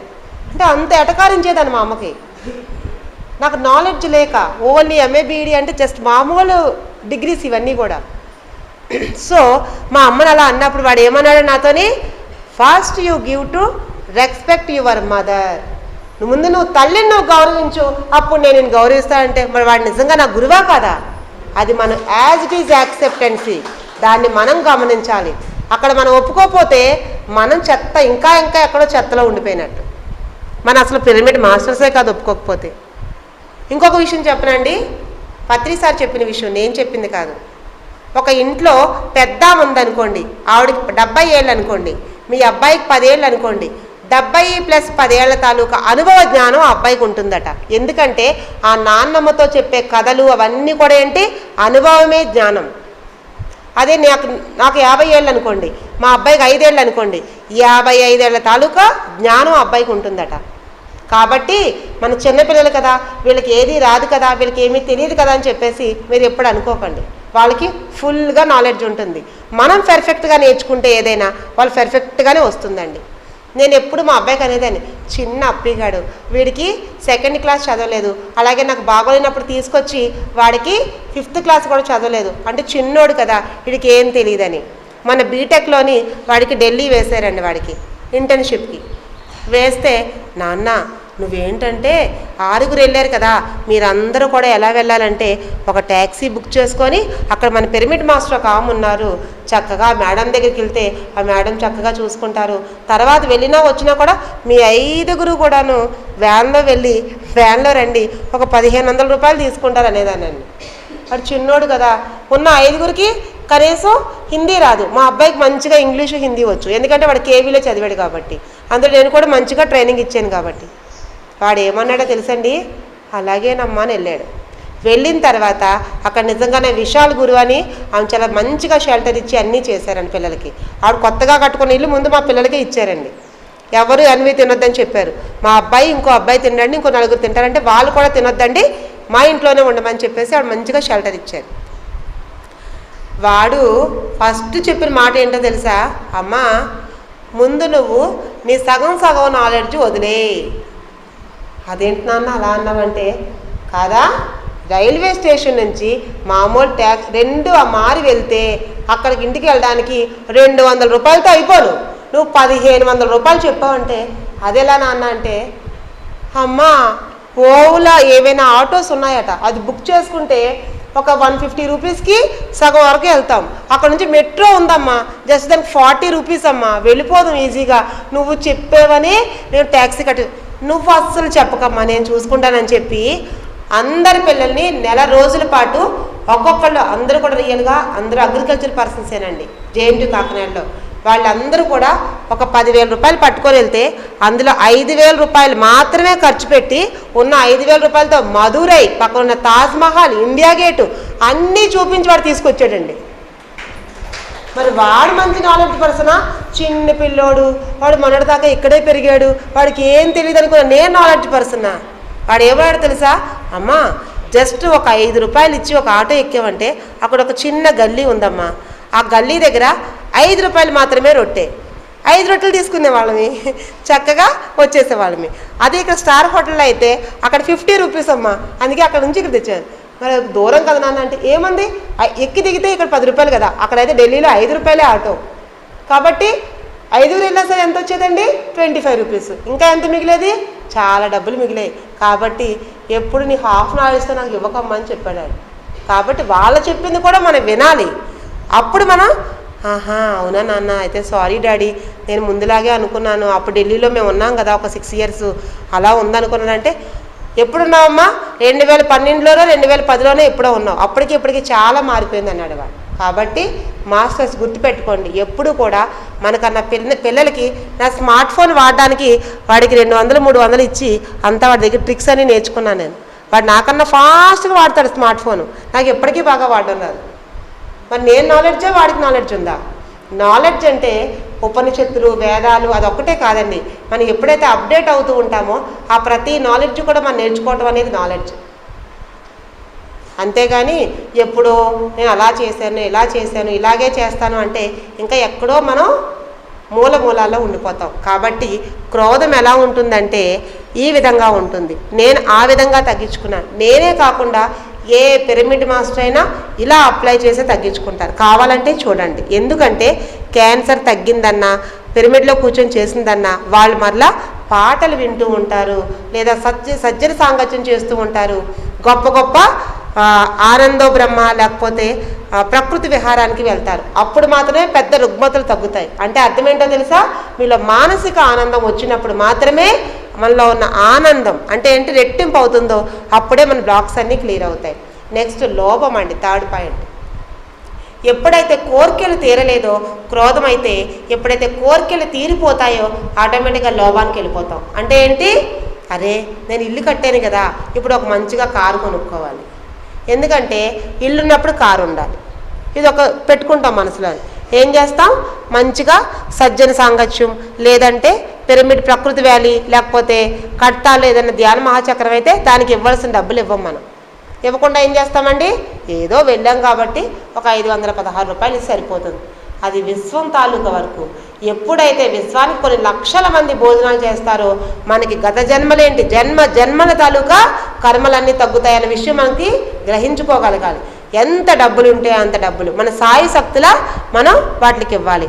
లేదా పిరమిడ్ మాస్టర్స్ వీళ్ళందరూ వస్తూ ఉంటారు, వీటికి ఇలాంటి వాటికి డొనేషన్స్ ఇవ్వడం. లేదా ఆనందో బ్రహ్మ ప్రోగ్రామ్ అక్కడ ఎవరైనా కండక్ట్ చేశారనుకోండి, ఆ వచ్చే వాళ్ళకి షాల్వాలు కప్పటం, లేదా వాళ్ళకైనా ఫుడ్ ఏర్పాటు చేయటం, అట్లాంటివన్నీ చేసినప్పుడు మనలో ఎన్నో జన్మల తాలూకా కర్మలు తగ్గుతాయి. అంతేగాని మనం దాచుకుంటే ఏమవుతుందండి, దోచుకోబడుతుంది, పంచితే పెంచబడుతుంది. So thank you. అలాగే ఏంటండి 4th పాయింట్ మోహం. ఇక్కడ ఒక చిన్న పాయింట్ చెప్పాలి. లోపం దగ్గర నేను కొంచెం బాగున్న తర్వాత డాక్టర్స్ 6 నెలల్లో చచ్చిపోతారన్న తర్వాత నేను ఒక 1.5 year బ్రతికిన తర్వాత జీకే సారు ఆనందో బ్రహ్మ పెట్టారండి. ఎక్కడంటే విశ్వకాంతి పిరమిడ్లోని పెడితే అక్కడ ఝాన్సీ మేడం అని తూర్పుగోదావరి జిల్లా నిజమైన సేవ చెప్తారు. ఆవిడ క్లాస్ ఎక్కువ. ఆమె వచ్చి అమ్మ ఏవైనా ఇస్తావా నువ్వు ఆనంద బ్రహ్మ ప్రోగ్రాం కంటే 100 రూపాయలు రాయించానండి. హాస్పిటల్కి ఎన్ని లక్షలైనా ఖర్చు పెడతాను కానీ ఇలాంటి ప్రోగ్రామ్స్ అనేసరికి ఇంకంతకన్నా ఎక్కువ ఏమి ఇస్తామండి, అంతే కదా. మనలోని ఇలాంటి కుళ్ళు ఎప్పుడైతే ఉంటుందో అలాగే ఆలోచిస్తాను. అప్పుడు నా స్థితి అలా ఉండేది. నేను తర్వాత ఎప్పుడైతే 25,000, 20,000, 15,000 ఇట్లా ఇవ్వడం మొదలుపెట్టానో అప్పుడు నా హాస్పిటల్ ఫీజు మొత్తం తగ్గిపోవడం మొదలుపెట్టి ఇప్పుడు మొత్తం హాస్పిటల్ మొత్తానికి ఖర్చు అంతా తగ్గిపోయిందండి. చూసారా, అది మంచి కష్టం, ఇది చెడ్డ కష్టం. హాస్పిటల్కి వెళ్ళి ఎంత బ్లడ్ ఎక్కించారో, ఎన్ని సెలైన్స్ ఎక్కించారో, ఎన్నిసార్లు కరెంట్ పెట్టారో నాకు ఆ దేవుడికి కూడా తెలియదు. అన్నిసార్లు పెట్టారు నాకు. అయినా సరే లోపత్వం ఉంటే ఏంటండి అంటారు కానీ అలా చేస్తాం ఏంటండి, ఏదో ఇంకా దేవుడికి కాబట్టి ఒక 100 జీకే సార్కి ఫోన్ చేసి మేడం ఇచ్చి, మేడం గారండి ఇలా వెళ్తే ఇలా చెప్పానంటే, అమ్మ 100 రూపాయలు కూడా జాగ్రత్తగా దాచుకొని ఛార్జీకి ఏమైనా పనికొస్తాయని చెప్పి సార్ నవ్వుతూ వెళ్ళిపోయారు. ఆ నెక్స్ట్ ఇయర్కి నాకు చాలా డబ్బులు ఖర్చు అయ్యేసరికి నాకు వెంటనే అర్థమైంది కొన్ని పుస్తకాలు చదివిన తర్వాత, ఓహో అయితే నేను నిజమైన సేవలో లేనని చెప్పి అప్పటి నుంచి ఇంకా నా ఫ్రెండ్స్ని, మా అమ్మగారిని అందరిని అడిగి కూడా మన లాస్ట్ టైం అయితే ఇంచుమించుగా 2 లక్షల రూపాయలు ఫండ్ చేసి ఇచ్చాను ఆనంద బ్రహ్మకి నేను.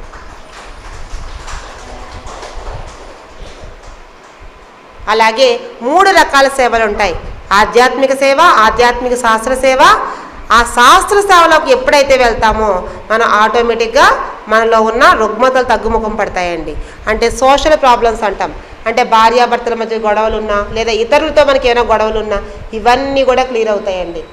ఎప్పుడైతే విశ్వానికి మనం పిరమిడ్స్ శాస్త్ర సేవ అంటాం, ఆధ్యాత్మిక శాస్త్ర సేవలోకి వెళ్తామో తెలియకుండానే మన తాలూకు అన్నీ క్లియర్ అయిపోతాయి. ఎగ్జాంపుల్ నేను పూడిమడక అనే గ్రామంలో మత్స్యకారులండి.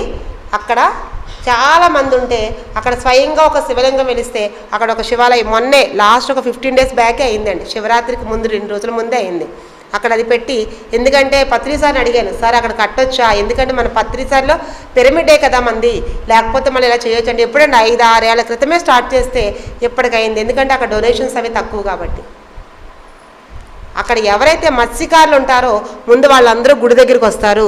ఆ వచ్చిన వాళ్ళందరినీ ముందు ఫస్ట్ పిరమిడ్ కట్టమన్నారు. అక్కడ గణేష పిరమిడ్ అని కట్టానండి, చిన్నది కట్టి దానికి 1 లక్ష రూపాయలు అయింది. అందరినీ డొనేషన్స్ అడిగి నేను ఒక 25-30 వేసుకొని అట్లా మొత్తం అంతా కట్టి అక్కడ నుంచి ఆ గుడి ప్రారంభించి మొన్న అయింది అది. అక్కడ నుంచి ఇక్కడ పెద్ద మెగా పిరమిడ్ కడుతున్నానండి. అంటే ఏంటి, ఇది ఆధ్యాత్మిక శాస్త్ర సేవ. అక్కడ నేను లక్షలు కోటి రూపాయలు నేను పెట్టలేదు అక్కడ, కానీ వాళ్ళందరినీ మోటివేట్ చేసి వాళ్ళందరికీ అద్భుతంగా మార్చి వాళ్ళందరికీ ఇక్కడ వచ్చిన వెంటనే చూశాను సరి అయిన జీవనోపాధి. బుద్ధుని అష్టాంగ మార్గంలో ఏంటండి సరి అయిన జీవనోపాధి అంటే ఏంటి, నువ్వు చేపలు పట్టేవాడిగా పుట్టొచ్చుని కాక, కానీ వాళ్ళకి మన ధ్యానం చెప్పి వాళ్ళని అద్భుతమైన మాస్టర్స్గా తీర్చిదిద్ది వాళ్ళకి కార్ డ్రైవింగ్, హార్వెస్టింగ్, లేకపోతే ఇంకా ఏవైనా సరే, ఆడవాళ్ళకైతే టైలరింగ్, బ్యూటీషియన్, ఇంకేవైనా ల్యాప్టాప్స్లోంచి కంప్యూటర్లోంచి డిటిపీలు తీయటం, ఇట్లాంటివి ఏవైనా నేర్పి వాళ్ళ తాలూకా జీవన విధానాన్ని మారిస్తే అది సరి అయిన జీవనోపాధి. దాన్నే సమ్మ అజీవ అంటారు. ఆ ప్రోగ్రామ్ని నేను అక్కడ పూడిమడకలో మొదలుపెట్టానండి.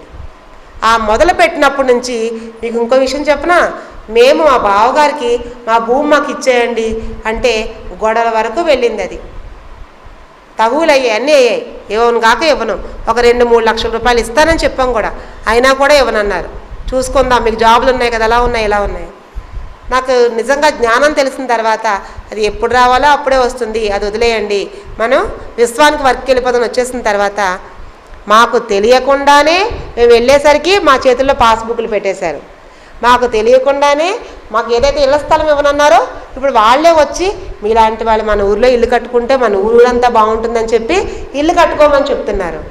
నాకు ఒక స్థలం ఉంటే ఆ స్థలానికి కూడా ఒక పాస్బుక్ చేసి వాళ్ళే నా చేతిలో పెట్టారు. నాకు ఏవైతే డబ్బులు ఒక అతను ఇవ్వాలి అది పోయి అనుకుంటే అతను తెచ్చి 5 లక్షల రూపాయలు నా చేతిలో పెట్టాడు.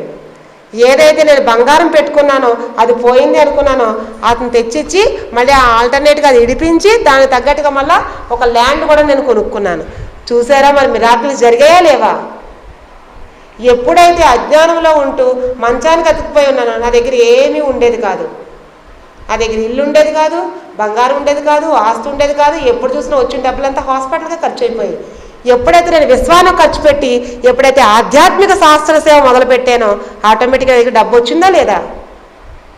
ఇక ఇంకొక విషయం చెప్పనా, బ్రాండెక్స్ ఎప్పుడైనా విన్నారా పేరు? అటు సైడ్ బ్రాండెక్స్ అంటే చాలా పెద్ద కంపెనీ అండి. నేను ఎందుకైనా మంచిదని ఒక ఫోన్ చేశాను అక్కడ ఆధ్యాత్మిక శాస్త్ర సేవ చేస్తున్నప్పుడే ఆ సీఈఓకి. అయితే ఫోన్ చేసి ఇలాగే మాట్లాడారు ఆయన, ఎవరమ్మా అని. ఇంతకీ మీరు ఎవరండి అని. మీ ఎవరైతే ఫోన్ చేయాలనుకొని చేసావో ఆయనేనమ్మా నేను అన్న. మీ బ్రాండెక్స్ సీఈఓ దొరైస్వామి అయినా అడిగాను నేను. అవునమ్మా, నీకు ఇంకా డౌట్గా ఉందా చెప్పు అన్నారు. అయితే సార్ నాకు ఇప్పటికీ ఇంకా ఆశ్చర్యంగా అనిపిస్తుంది, మీలాంటి వాళ్ళు 2-3 సార్లు ఫోన్ చేసినా ఎత్తరట కదా, అలాంటిది వెంటనే ఫస్ట్ రింగ్కి ఎందుకు ఎత్తేస్తారు సార్ అన్నాను నేను. అయ్యో తప్పు అయిపోయిందమ్మా, ఈసారి నుంచి ఎత్తలే అని ఆయన అన్నారు. చాలా చక్కగా మాట్లాడారు ఆయన. నేను అనుకున్నాను ఒక 60-70 ఏళ్ళ ముసలాయన అయ్యి ఉంటారు ఆయన, కాబట్టి అలా ఉంటారులే, కొద్ది పెద్దవాళ్ళు కదా అలా అని. సరే అని చెప్పి సార్ మిమ్మల్ని కలవాలి, మీరు బ్రాండెక్స్ ఆ పూడిమడకు దగ్గరలోనే కదా 15 కిలోమీటర్ల దూరంలో పెట్టారు, మీరు కూడా చాలా మంచి వ్యక్తి అని విన్నాను, మీరు కూడా గ్రామాన్ని అభివృద్ధి చేస్తారట కదా, అలాగే అక్కడ నేను గణేష పిరమిడ్ అని కడుతున్నాను, ఎంతోమందికి ధ్యానం చెప్తూ ఎంతోమందిని సమ్మాజీవ్ అనే ప్రోగ్రాం ద్వారా అద్భుతంగా అందరినీ మార్చాలని, కాబట్టి మీరు ఏమైనా సహకరిస్తారా అని. అలాగేనమ్మా, కాకపోతే ఒక ప్రాసెస్ ఉంటుంది, నువ్వు ఒక లెటర్ రాసినట్టుగా రాయాలి. ఎలాగో నాకు తెలియదు సార్ అంటే, ఒక నెల రోజుల క్రింద డేట్ వేసి అయ్యా నేను మిమ్మల్ని కలవాలనుకుంటున్నాను, మీరు వచ్చినప్పుడు నన్ను కలవండి అని మా పిఏకి ఇస్తే అప్పుడు నేను వస్తానమ్మా అన్నారు. అయ్యి ఎక్కడికి ఇవ్వాలి ఏంటి నాకు ఏం తెలియదు సార్ అంటే, సరేనమ్మా అని ఫోన్ పెట్టేశారు. ఒక పావు గంటలోనే ఒక ఆయన ఫోన్ చేశారు, నేను దొరైస్వామి గారి పిఏనమ్మా, లెటర్ కూడా నేను రాసిస్తాను, నువ్వు అక్కడికి వచ్చి అంటే, సార్ ఇక్కడ నుంచి మా ఆయన గారు వచ్చారండి, నేను అంత దూరం రాలేను, ఒక అబ్బాయిని పంపిస్తాను పూడిమడకలో, అక్కడ సన్యాసరావు అన్నయ్యను అన్నయ్య నేను కలిపే కడుతున్నాం కాబట్టి ఆయన ఇస్తారండి అంటే, వెంటనే ఒక 2 మనుషులు వెళ్ళి లెటర్ ఇచ్చారండి. నెల రోజుల తర్వాత వస్తానన్న మనిషి అనుకోకుండా ఏదో బిజీగా పడి ఆయన ఒక 3 రోజుల తర్వాత వెంటనే ఫ్లైట్లో హైదరాబాద్ నుంచి వచ్చారండి. వచ్చిన తర్వాత మళ్ళీ నాకు ఫోన్ చేశారు, విజయలక్ష్మి గారు నేను వస్తున్నాను కాబట్టి మీరు ఒకసారి కలవాలి, ఏదైతే మీరు అక్కడ శివాలయం కడతానంటున్నారో, ఏదైతే గణేష పిరమిడ్ అని కడతానంటున్నారో అక్కడికి రండి అని. సార్ మీరు 4 రోజుల తర్వాత కదా వస్తానన్నారు నేను అడిగాను. అవునమ్మా, మరి అనుకోకుండా కొన్ని కారణాల వల్ల వచ్చానమ్మా, కాబట్టి కలువు అన్నారు. సరే అన్నాను. అమ్మ ఏ న్యూస్ ఛానల్కి లేదా ఏ టీవీ వాళ్ళకి ఏ ఒక ఎమ్మెల్యే ఎంపీలకి ఎవరికి చెప్పొద్దు, ఎందుకంటే ఇతను ఒక పిరమిడ్ దాంట్లోకి వెళ్ళిపోయారు, ధ్యానంలోకి వెళ్ళిపోయారు, మళ్ళీ చెప్తారమ్మా అని చెప్పేసి అన్నారండి. ఓకే సార్ ఎవరికి చెప్పనన్నానండి.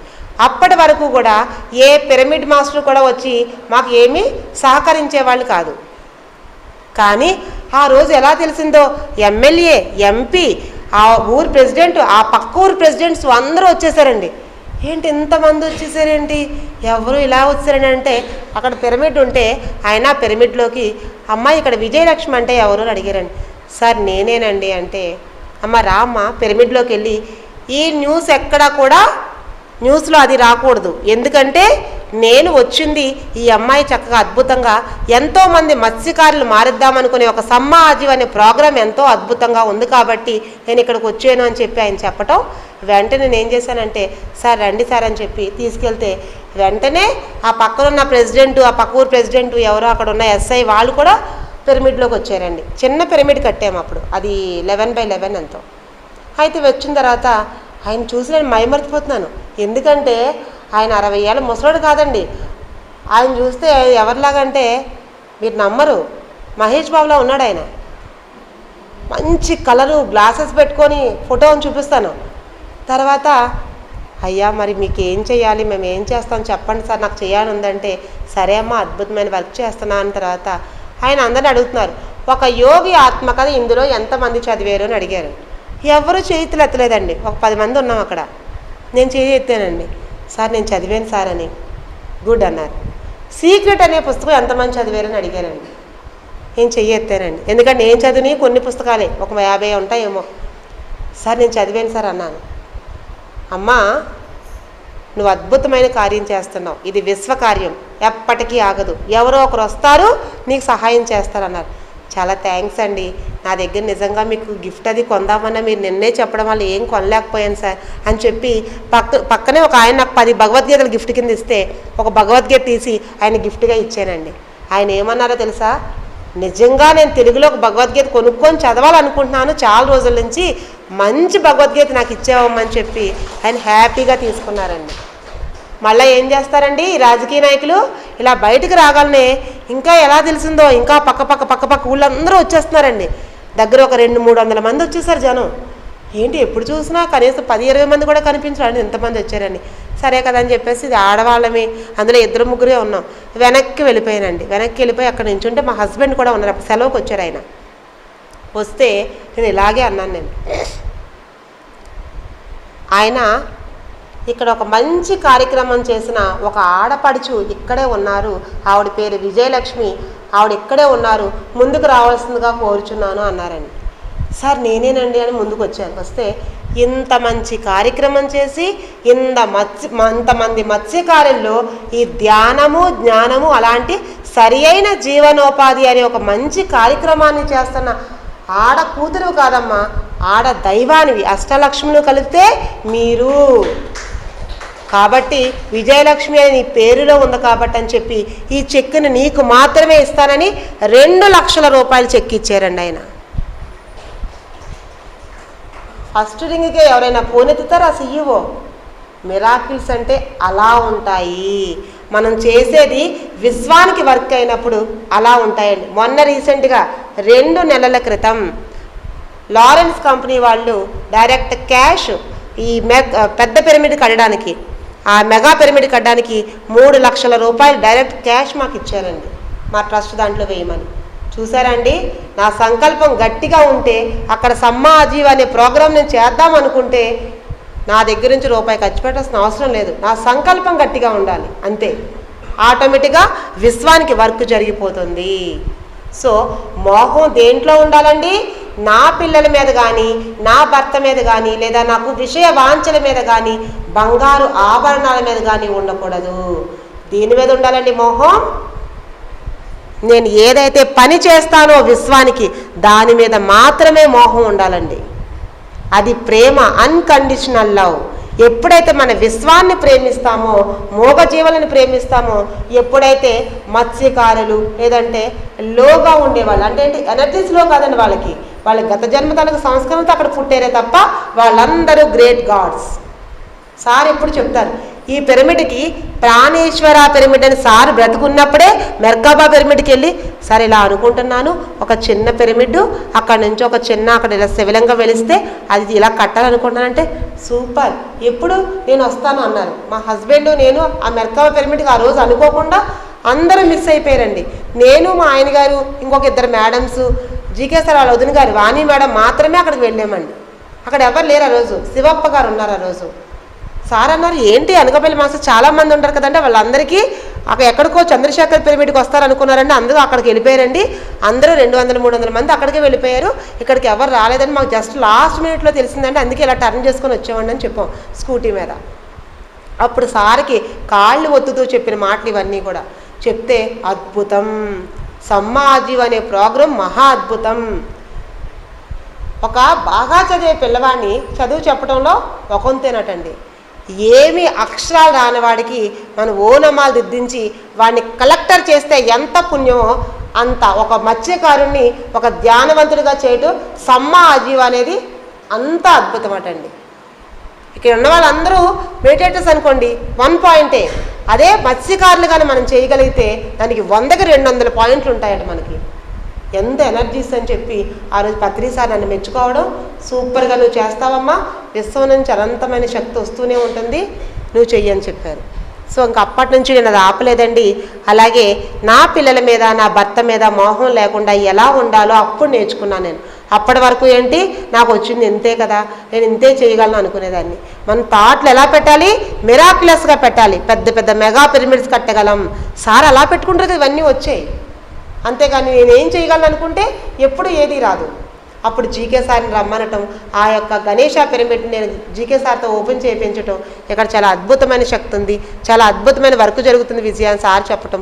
తర్వాతే సార్ మళ్ళీ యూకే వెళ్ళిపోవటం జరిగిందండి. అక్కడి నుంచి ఓహో అయితే నేను మోహంలో ఉండకూడదు. ఏ మనిషి అయినా మోహంలో ఉన్నాడు అంటే అర్థం ఏంటండి, వాళ్ళకి తెలియకుండానే హార్ట్కి సంబంధించిన డిసీజులు వస్తూ ఉంటాయి. చూసుకోండి.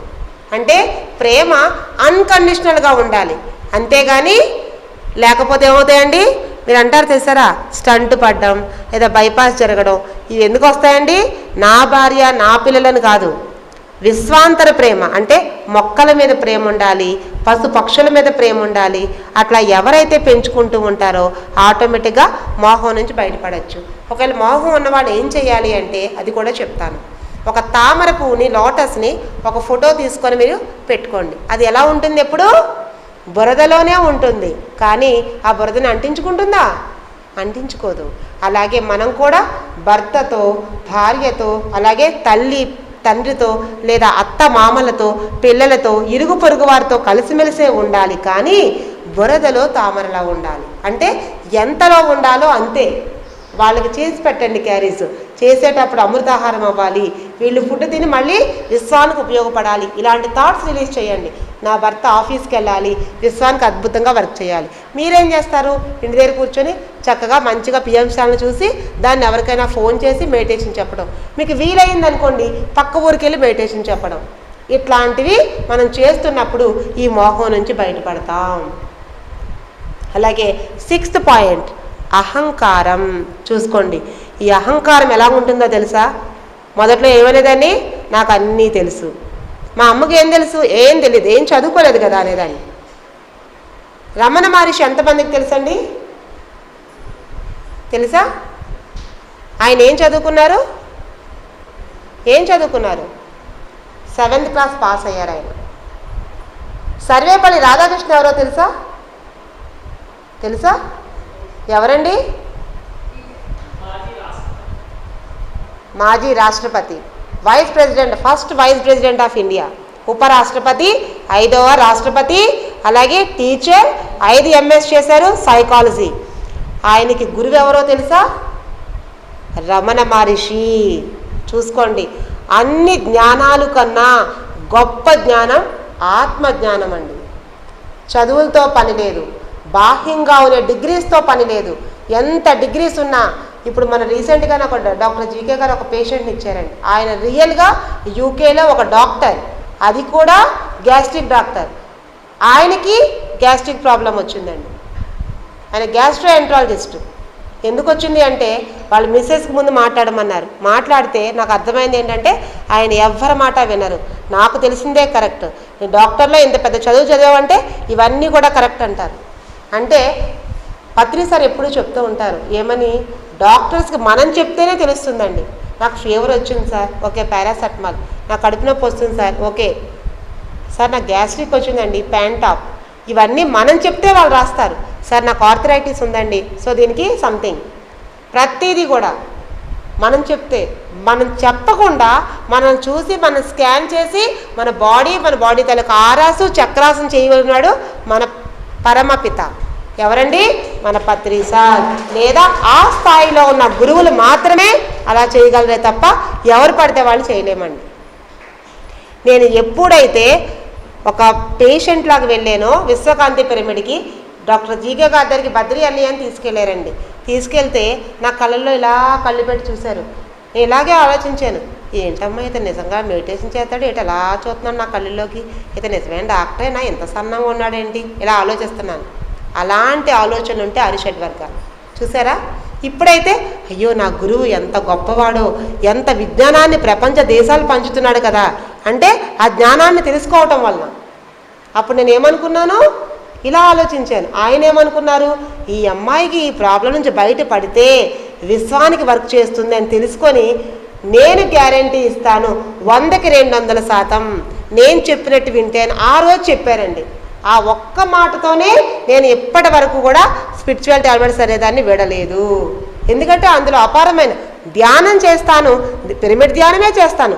దాంతో పాటుగానే ఈ యొక్క ఏవైతే ఆలోచనలు ఉన్నాయో వాటిని మార్చుకుంటూ నా అంతరంగాల్లో ఉన్న ఎన్నో బ్లాక్స్ నేను క్లియర్ చేసుకుంటూ వచ్చి నా అనారోగ్యాన్ని బయటపడేసుకున్నాను. ఈ అహంకారం అలా ఉంటుందండి. ఎలా ఉంటుందంటే అన్నీ నాకే తెలుసు. ఇంకొకటి ఉందండి, ఆధ్యాత్మిక అహంకారం. వాళ్ళు ఎదుటి వాళ్ళు చెప్పింది వినరు. నేను పత్రిసార్తో 30 ఏళ్ళు తిరిగాను, నేను 70 ఏళ్ళ నుంచి ఉన్నాను, నేను 40 ఏళ్ళ నుంచి, నేను లక్ష్మీ న్యూటన్ గారు నాకు తెలుసు, నాకు జీకే కారసేలు తెలుసు, నాకు వెమ్మినేని వంశీ గారిని పక్కనే కూర్చున్నాను, ఇలా చెప్తూ ఉంటారండి. ఎవరు చెప్పారండి? పత్రిసారి వెనకాల ఉండమని పత్రిసారి చెప్పారా? పత్రిసారి ఎప్పుడూ చెప్తూ ఉంటారు ఏంటంటే, నేను ఏదైతే జ్ఞానాన్ని ఇస్తున్నానో దాన్ని మీరు ఆచరణలో పెట్టండి. ఆచరణలో పెట్టకుండా ఎంత విజ్ఞానాన్ని ఇచ్చినా కూడా నాకు భాగవతం తెలుసు, రామాయణం తెలుసు, భగవద్గీత తెలుసు, అన్నీ తెలుసు, నాకు ఏ ప్రయోజనం ఉండదు మన జీవితానికి. ఆత్మ ఉన్నతే ఉండదు. ఒక సైంటిస్ట్ అటండి ఒక నది ఒడ్డున, ఒక సముద్ర ఒడ్డున వెళ్తూ ఉన్నాడట. వెళ్తూ ఉంటే ఒక గబగబ ఒక ఆయన వచ్చి, అయ్యా మీరు తిరుగుతారా, నేను కొంచెం తిప్పుతాను, ఒక డబ్బులు ఇస్తారు కదా అని అడిగాడట. సరేరా, నేను ఒక పెద్ద సైంటిస్ట్ని తెలుసా అన్నాడట. సైంటిస్ట్ అంటే అన్నాడట. నువ్వు పీల్చుకున్న గాలి ఉంది కదా, అవును బాబు, ఆ గాలిని ఆక్సిజన్ అని కనిపెట్టింది నేనేరా అన్నాడట. అవునా బాబయ్య, తెలియకుండా ఎంత తప్పు చేసేసానో, ముందు నుంచి పీల్చేసుకుంటున్నాను బాబయ్య అన్నాడట. సరేరా, ఇలా రాకెట్ వెళ్తుంది కదా, ఆ రాకెట్ కూడా మేమే కనిపెట్టాంరా. అవునా బాబయ్య, నాకు తెలియదు బాబయ్య అన్నాడట.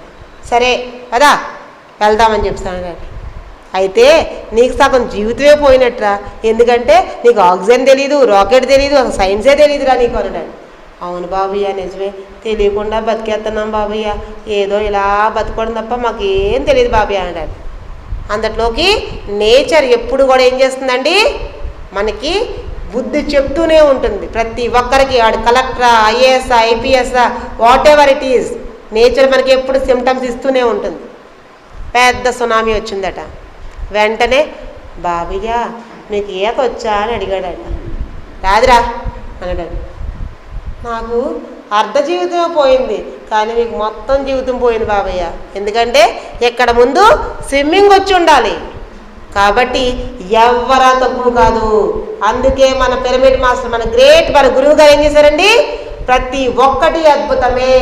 వీణ వాయించే వాళ్ళు గొప్పే, వీణ వినేవాళ్ళు గొప్పే, శుభ్రపరిచే వాళ్ళు గొప్పే, సాఫ్ సఫాయి చేసేవాళ్ళు గొప్పే, ప్రతి ఒక్కరిని సత్కరించుకోవటం, ప్రతి కళని కూడా గౌరవించుకోవడం, అదే మన నరేంద్ర మోడీ గారు కూడా చేస్తున్న పని.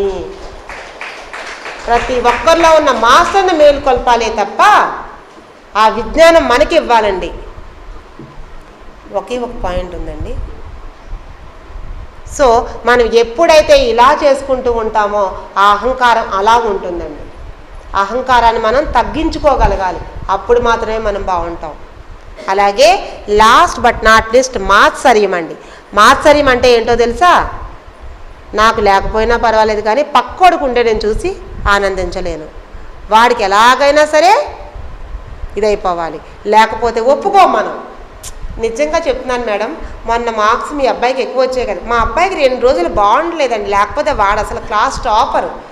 వాడి ముందు ఎలా చెప్తే వాడికి ఏముంటుంది, నిజంగానే కదా మమ్మీ అలా చెప్పింది కాబట్టి వాళ్ళు నెక్స్ట్ టైం చదవకపోయినా పర్వాలేదులే. ఈ అహంకారం, ఈ మాత్సర్యం వాడికి కూడా మనం అలవాటు చేస్తాం. అవునా మేడం, హ్యాపీగా మీ అబ్బాయికి ఫస్ట్ వచ్చిందా, కంగ్రాట్స్ మేడం అని చెప్పి వాడికి ఒక చాక్లెట్ కొనిచ్చారనుకోండి, అప్పుడు నీలో వన్నెస్లోకి వెళ్తాం. లేకపోతే ఈ కామ, క్రోధ, లోభ, మోహ, మద, మాశ్చర్యాలు ఎవరిలో ఉంటాయో వాళ్ళకి 100% అరిషడ్ వర్గాల వాళ్ళలో తిష్ట వేసుకొని కూర్చుంటాయి 6 పాముల రూపంలో. వాళ్ళకి ఇలాంటి కళలు ఎక్కువ వస్తూ ఉంటాయి. పాముల కళలోకి రావటం, లెట్రిన్ కమోడ్ కళలోకి రావటం, లెట్రిన్కి సంబంధించిన మెకానిజం పాడవడం, దాన్నే మనం అంటాం కదా ఫైల్స్ ఫిషర్ ఫిస్టులా, ఇట్లాంటివి. లేదా మన పబ్లిక్లోకి వెళ్తే అక్కడ బాత్రూమ్స్ నీట్గా లేకపోవడం, మనం ఎవరింటికైతే వెళ్తామో అక్కడ బాత్రూమ్స్లోని లెట్రిన్ అది ఉండి ఫ్లాష్ చేయకపోవడం, లేదా మన కమ్మోటు మనం పాడైపోవడం, లేదా పాములు తరోలి మనకు అనిపించటం, టీవీలో కానీ ఆన్ చేయగలిగే టీవీలో చూడటం, అలాగే పెద్ద పెద్ద మంటలు కనిపించటం, లేదా కళ్ళలోకి ఎక్కువ పొగలు రావటం, లేదా మనం ప్రయాణం చేస్తూ ఉంటే మనకి కారులోంచి ముందు వెళ్తూ ఉంటే వెనకాల పెద్ద పొగ రావటం, ఇలాంటివన్నీ కనిపిస్తున్నా. మన మాటికి ఇంట్లోని మన స్టవ్ పాడవడం, లేదా మన అన్నం వండుకున్న కూర వండుకున్న మాడిపోవడం, ఇలాంటివన్నీ జరిగిన చీపురు ఏదైతే ఉంటుందో ఆ చీపురు కూడా చిందరవందరగా పడేయటం, ఎక్కడ పడితే అక్కడ పడేయటం, చీపురు పిల్లలు మాటికి ఊడిపోవటం, ఇలాంటివన్నీ జరుగుతుంటే మన డస్ట్బిన్ నీట్గా లేకపోవడం, మన డస్ట్బిన్ అసహ్యంగా ఉండటం, ఎప్పుడు నిండిపోవడం, ఇవన్నీ జరుగుతూ ఉంటే వాళ్ళలో అరిషడ్వర్గాలు తారాస్థాయిలో ఉన్నట్టండి. వాళ్ళకే బీపీ, హెర్నియా, క్యాన్సర్ ఇలాంటి ప్రాబ్లమ్స్ వస్తూ ఉంటాయి. స్టార్టింగ్లో ఉన్నప్పుడే మనం తెలుసుకొని, ఓహో మేడం చెప్పారు కదా, నాకు నిన్న పాము కనిపించిందంటే అర్థం ఏంటి, ఏదో మార్చుకోవాల్సిన విషయం ఉంది. అనేక పాములు వస్తే ఏం చెప్పారు, ఎక్కువ ఏదో మార్చుకోవాలి, అంతర్లీనంగా ఉన్నాయి కాబట్టి మార్చుకోవాల్సి.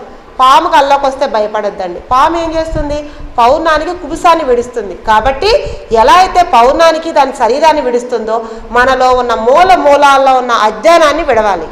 అది మూలాన అజ్ఞానం ఎలా తెలుస్తుంది? సపోజ్ నేనున్నాను, నాకేంటి ఒక రకమైనది ఉంటుంది. ఆడపిల్లలు 3 రోజులకి నెలసరి అయినప్పుడు వాళ్ళని దేవుడింట్లోకి రానివ్వకూడదు. మరి నీలోనే దేవుడున్నాడు, నాలోనే దేవుడున్నాడు, దేహమే దేవాలయం చెప్పినప్పుడు మరలా ఎగేరి వాళ్ళని అమ్మ నువ్వు ముట్టుకోకూడదు, అంటుకోకూడదు, నువ్వు బట్టలు ముట్టుకుంటే వాటిని ఎదుగుతావంటే ఇది మూలాల్లో ఉన్న అజ్ఞానం. ఇలాంటి అజ్ఞానాన్ని తొలగించుకున్నప్పుడు ఆటోమేటిక్గా మనం బాగుంటాము. ఇవే అరిషడ్ అంటే, అంతకు మించి ఏం కాదండి. మన కోడలు ఇంట్లోకి వెళ్ళకూడదు, అక్కడ ఆఫీస్ నుంచి వచ్చేస్తుంది, మొత్తం ఇల్లంతా తిరిగేస్తుంది, ఏం లేదండి. మన బాడీలో ఉన్న బ్లడ్ బయటకు వస్తే ఆటోమేటిక్ తప్పేముందండి, అది ఆ చెడు రక్తం ఏదైతే పోతుందో ఆటోమేటిక్గా మనం అద్భుతంగా తయారవుతాం, ఆలోచన శక్తి పెరుగుతుంది. ఇలాంటి దాన్ని ఎనాలిసిస్ చెయ్యాలి. ఎప్పుడెప్పుడో అలా ఆలోచించేవారు, కానీ ఇప్పుడు అలా ఆలోచించకూడదు కదా. మనకి ఇవన్నీ పిరమిడ్ మెడిటేషన్ అంటే మైలా అంటూ అట్లా ఏం లేవు కదా. చచ్చిపోయిన దగ్గరికి వెళ్ళినా కూడా అక్కడికి వెళ్ళి మెడిటేషన్ చేయమంటారు. ఇంకేముంది మనకి? ఇలాంటివన్నీ నాలెడ్జ్ తెలుసుకోవటమే ఈ డెప్త్గా ఉంటుందండి.